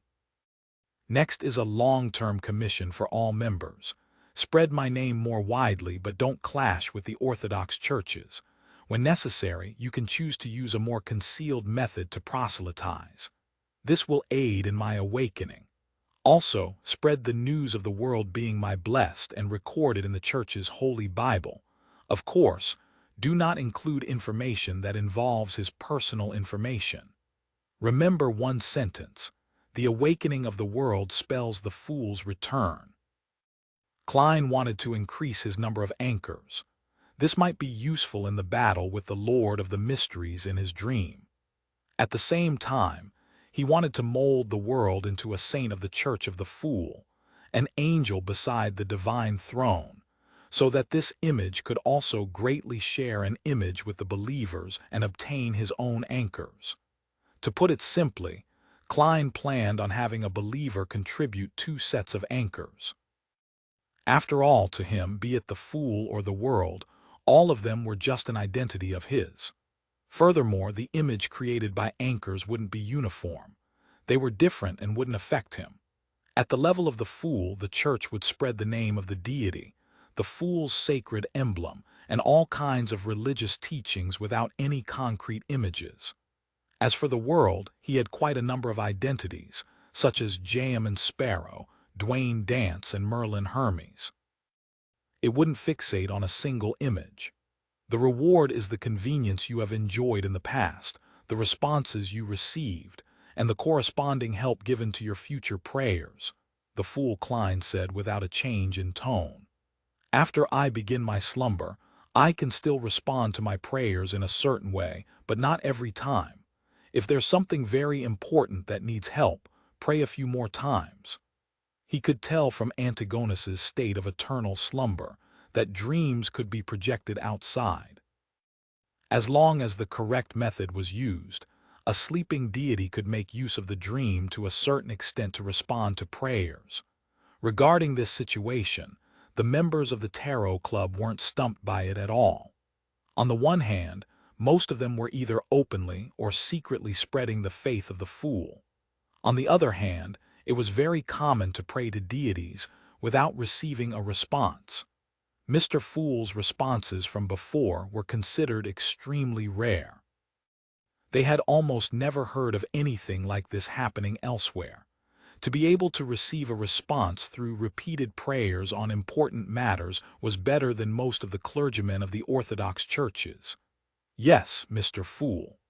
The Tarot Club members didn't hesitate at all as they accepted the long-term commission. Among them, Leonard was the one that answered from the bottom of his heart. He was most eager and impatient. To him, spreading the faith and biblical canon of Mr. Fool was to awaken Klein. This made him instantly find the motivation to do something else other than his usual work. At this moment, the fool Klein nodded slightly and cast his gaze at Katlia.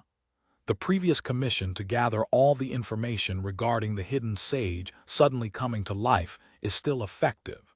If you wish to take the risk, then go further and investigate the present state of the hidden sage. This will be very dangerous. You can reject it and the reward is a wish. Katlia thought for a moment and said, "Honorable Mr. Fool, is this related to awakening you? Is it related to surviving the apocalypse? Perhaps, perhaps not. I can't give you a definite answer right now. I just see some visions." This time, Klein didn't deliberately create a high-level persona of the fool because he was already the fool. Also, watch over all your subordinates that are beyonders of the earth and moon pathway. Katlia fell silent for a moment before slowly saying, "I'll accept this commission." The fool Klein cast his gaze to the other side and said to Derek, "Your mission is to protect the new city of Silver and New Moon City and protect the Rorsted Archipelago. The more believers I have and the safer they are, the higher the chances of me waking up. On this foundation, think about how to expand the church and spread the faith. Your payment is to become my blessed. Derek's eyes suddenly burned as he recalled the encouraging gaze he had received from the chief when he pushed open the final door of the giant king's court. He took a deep breath and said in a firm tone, "Yes, Mr. Fool." Klein nodded and looked at Forbes. "You need to protect the Abraham family well to prevent them from suffering the temptation of the cosmos. Also, gather more information regarding the fourth epoch and figure out Mr. Door's condition at that time. Uncover some of the latent problems of the Abraham family. That's something I wish to do." Forrest hesitated for a moment, but she still expressed that she would do such things even if she wasn't given the commission. The fool Klein didn't give his approval or disapproval. Instead, he said, "If you're willing, you can write down biographies and stories of the world's different identities using different aliases. The reward for above is that, when you have a chance of becoming a planeswalker and have to head to the cosmos, you will receive my blessings." Although Klein knew that he could use a dream to give a response to a certain extent in his sleep, he wasn't sure if he was the one who had the upper hand or the Lord of the Mysteries. Therefore, he wished to use verbal contracts of providing a reward after the completion of a mission on more important matters. When the time came, even if he was at a disadvantage, he would be able to make use of this sort of invisible promise to give an ingenious response. Planeswalker, Forrest was taken aback. To be frank, she had never considered this problem before. What she was worried about was the digestion of the secret sorcerer potion and the wanderer ritual. Soon she composed herself and said, "Yes, Mr. Fool." Klein then cast his gaze at Emlyn. Besiegement of the Rose School of Thought involves preparations for the apocalypse. It's rather dangerous. Even if an angel is participating in it, you have to pay attention to your own safety. Your commission is to try your best to gather blessings, auras, and items given by the primordial moon to her believers in the Rose School of Thought. These might be more dangerous than a Grade 1 sealed artifact. At that moment, although Klein still maintained the fool's tone, there were hints that resembled a friend's warning. This made Audrey, who had stabilized her initial mental state, sense something different. Recalling what Mr. Fool had said to the other members, she sighed inwardly.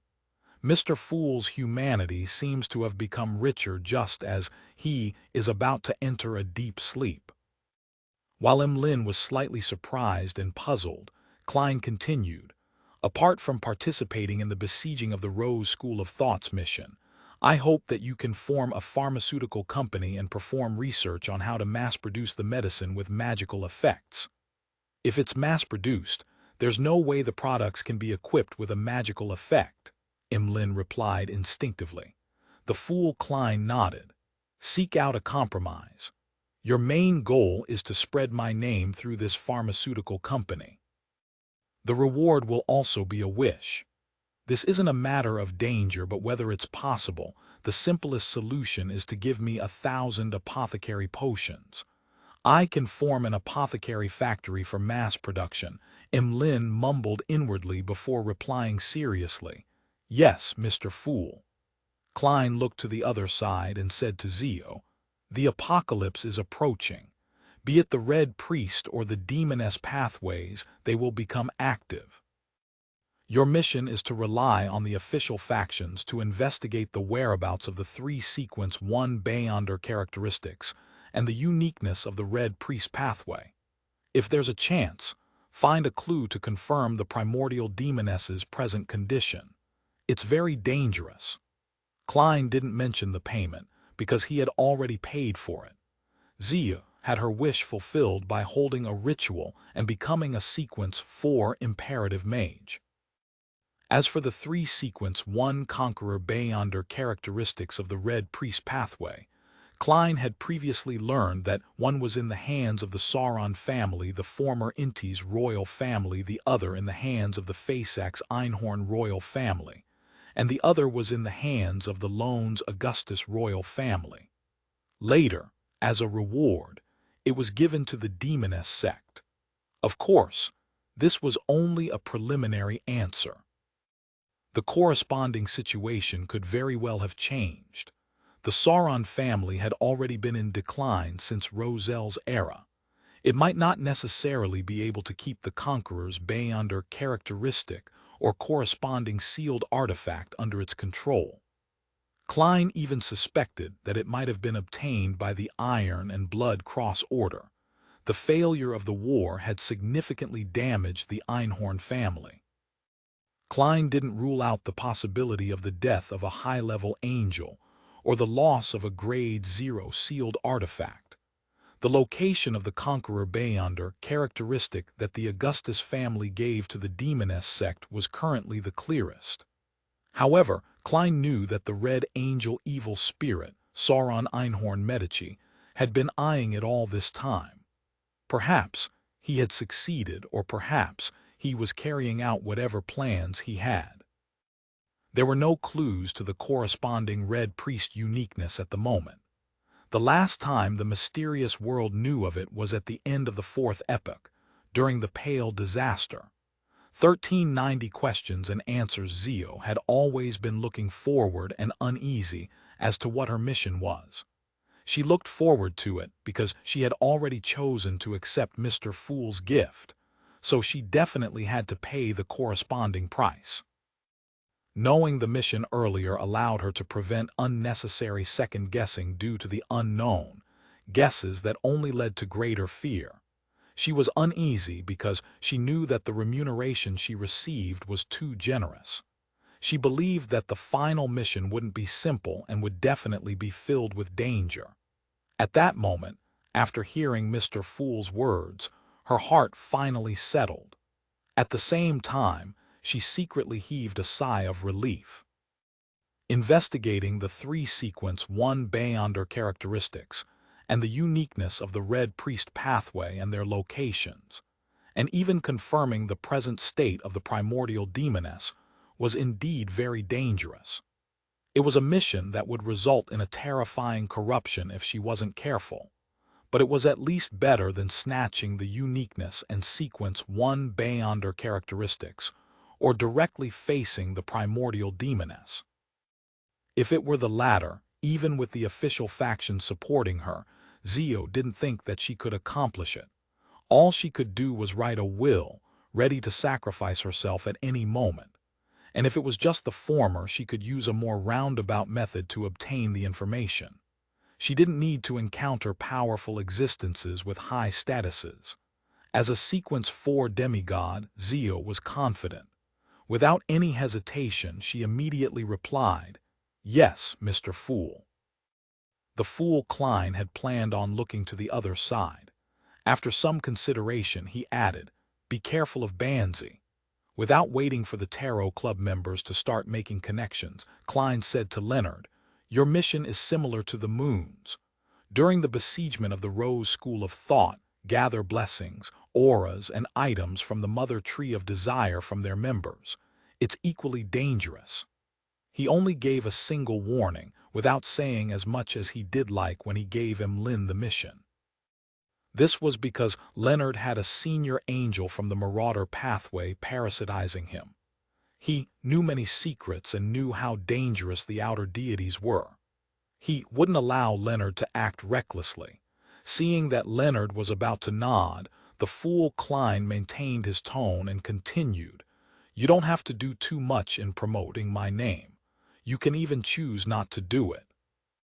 As one of the 22 high-ranking members of the Church of Evernight, as one of the few high-ranking deacons of the Nighthawks, it was very easy for something to happen if Leonard spread the faith of the fool in private.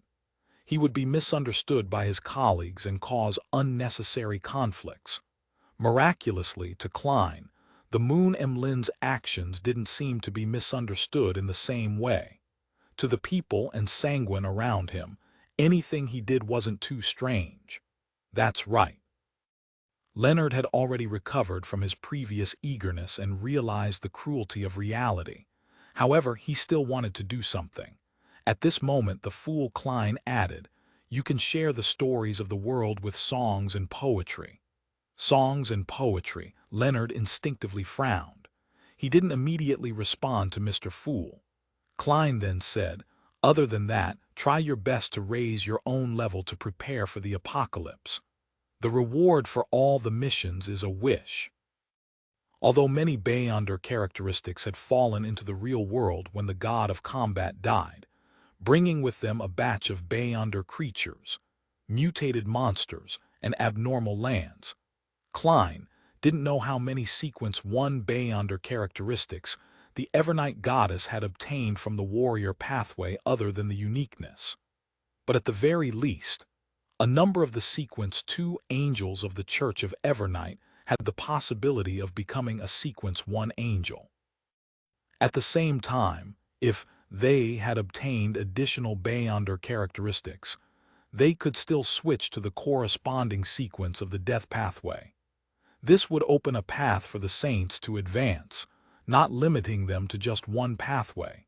Of course, not every Sequence 3 saint wished to become an angel, but Leonard was currently only a Sequence 4 Night Watcher.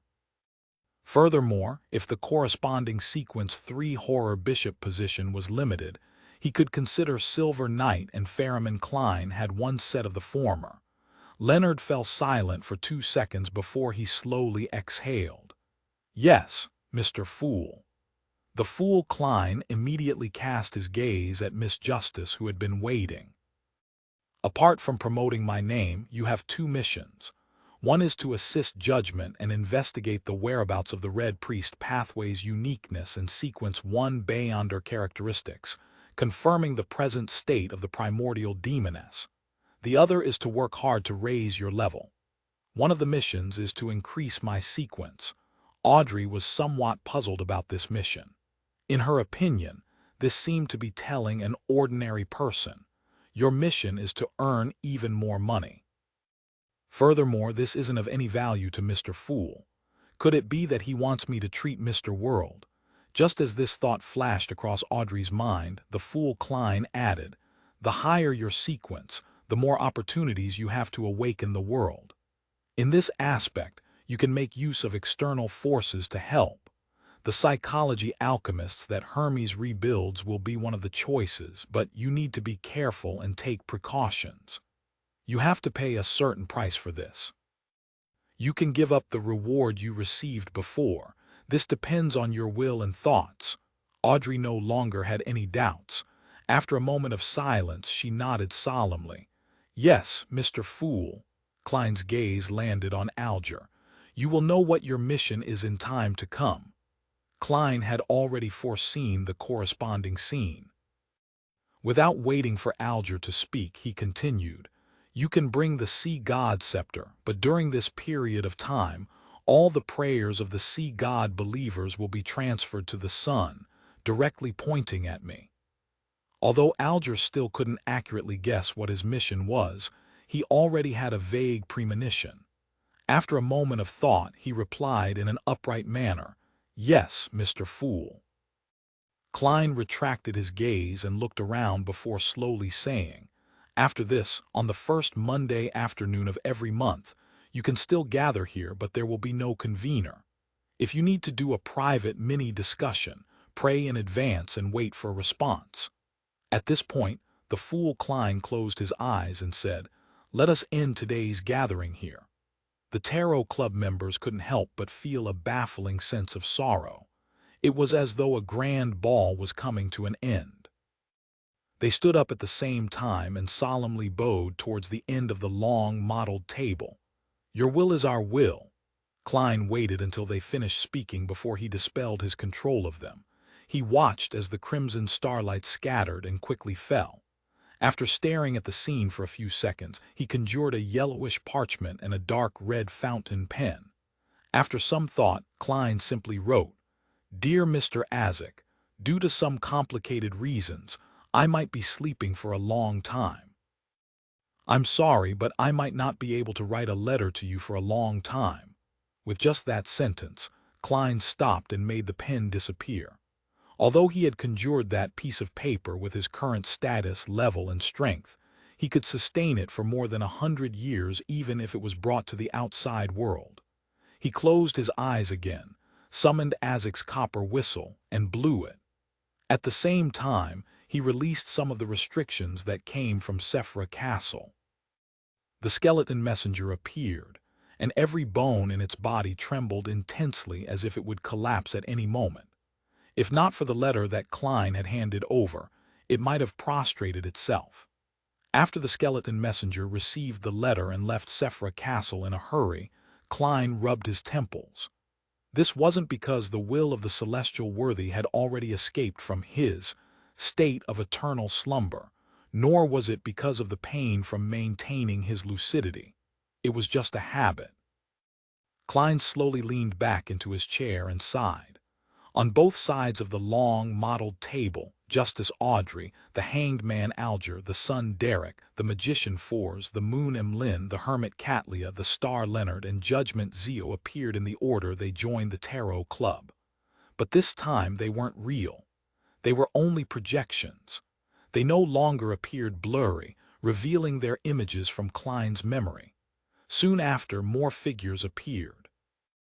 They were a mature man with a receding hairline with deep eyes, a beautiful witch with blue eyeshadow and red blush, a middle-aged man with black hair mixed with silver hair, his voice unusually loud and sonorous, a woman in her late 40s with ear-length short hair, a youth that gamed on his phone while eating delicacies, a happy young lady who kept giggling, a civil servant who looked old than his age with a high hairline, a young girl dressed in an old-fashioned skirt who focused on machinery, a doll-like lady with a pale face, a teacher with soft facial features and bronze skin, a child licking on ice cream, a madam holding 4 heads, and an elder looking all serious at a bill. They either sat or stood, gathering beside the people they knew. In the flickering candlelight on the long table, they discussed different things, followed the music, and danced. Klein silently watched the lively scene as his expression gradually softened. After an unknown period of time, he stood up, passed through them, and walked into the depths of this space. Behind him, the figures, the candlelight, and the music faded away and disappeared. When he saw the strange door of light above the grayish-white cloud, Klein beckoned for the magic mirror, arrows. At that moment, the transparent or opaque worms and insects that clustered together to form spherical lights in the strange door of light turned bluish-black. It was like a thick layer of fog that made one unable to see what was behind the door. After Klein arrived, he didn't immediately enter. He felt as though there was an extremely terrifying monster behind the door, waiting to devour him. He raised his head and looked at the transparent cocoons hanging above the door of light. He looked at the modern humans with different skin colors inside the cocoons. Closing his eyes to sense them, Klein raised his right hand and closed his 5 fingers. The cocoons cracked open as the people inside transformed into specks of light. They flew out of Sephra Castle and landed in the real world, into the bodies of those who had just died. After doing this, Klein lowered his head and looked at the magic mirror in his hand. "Are you scared?" The aqueous light on the surface of the ancient silver mirror swirled and the pale words outlined itself. "No." In the next second, Arrows raised his own question according to the rules. "Great Master, are you afraid?" The corners of Klein's mouth twitched. "Yes." With that said, he took a step forward with the magic mirror in hand and walked towards the bluish-black fog in the middle of the strange door of light, passing through it. His figure disappeared behind the door that had the unknown hidden behind. The cracked cocoons were still gently swaying.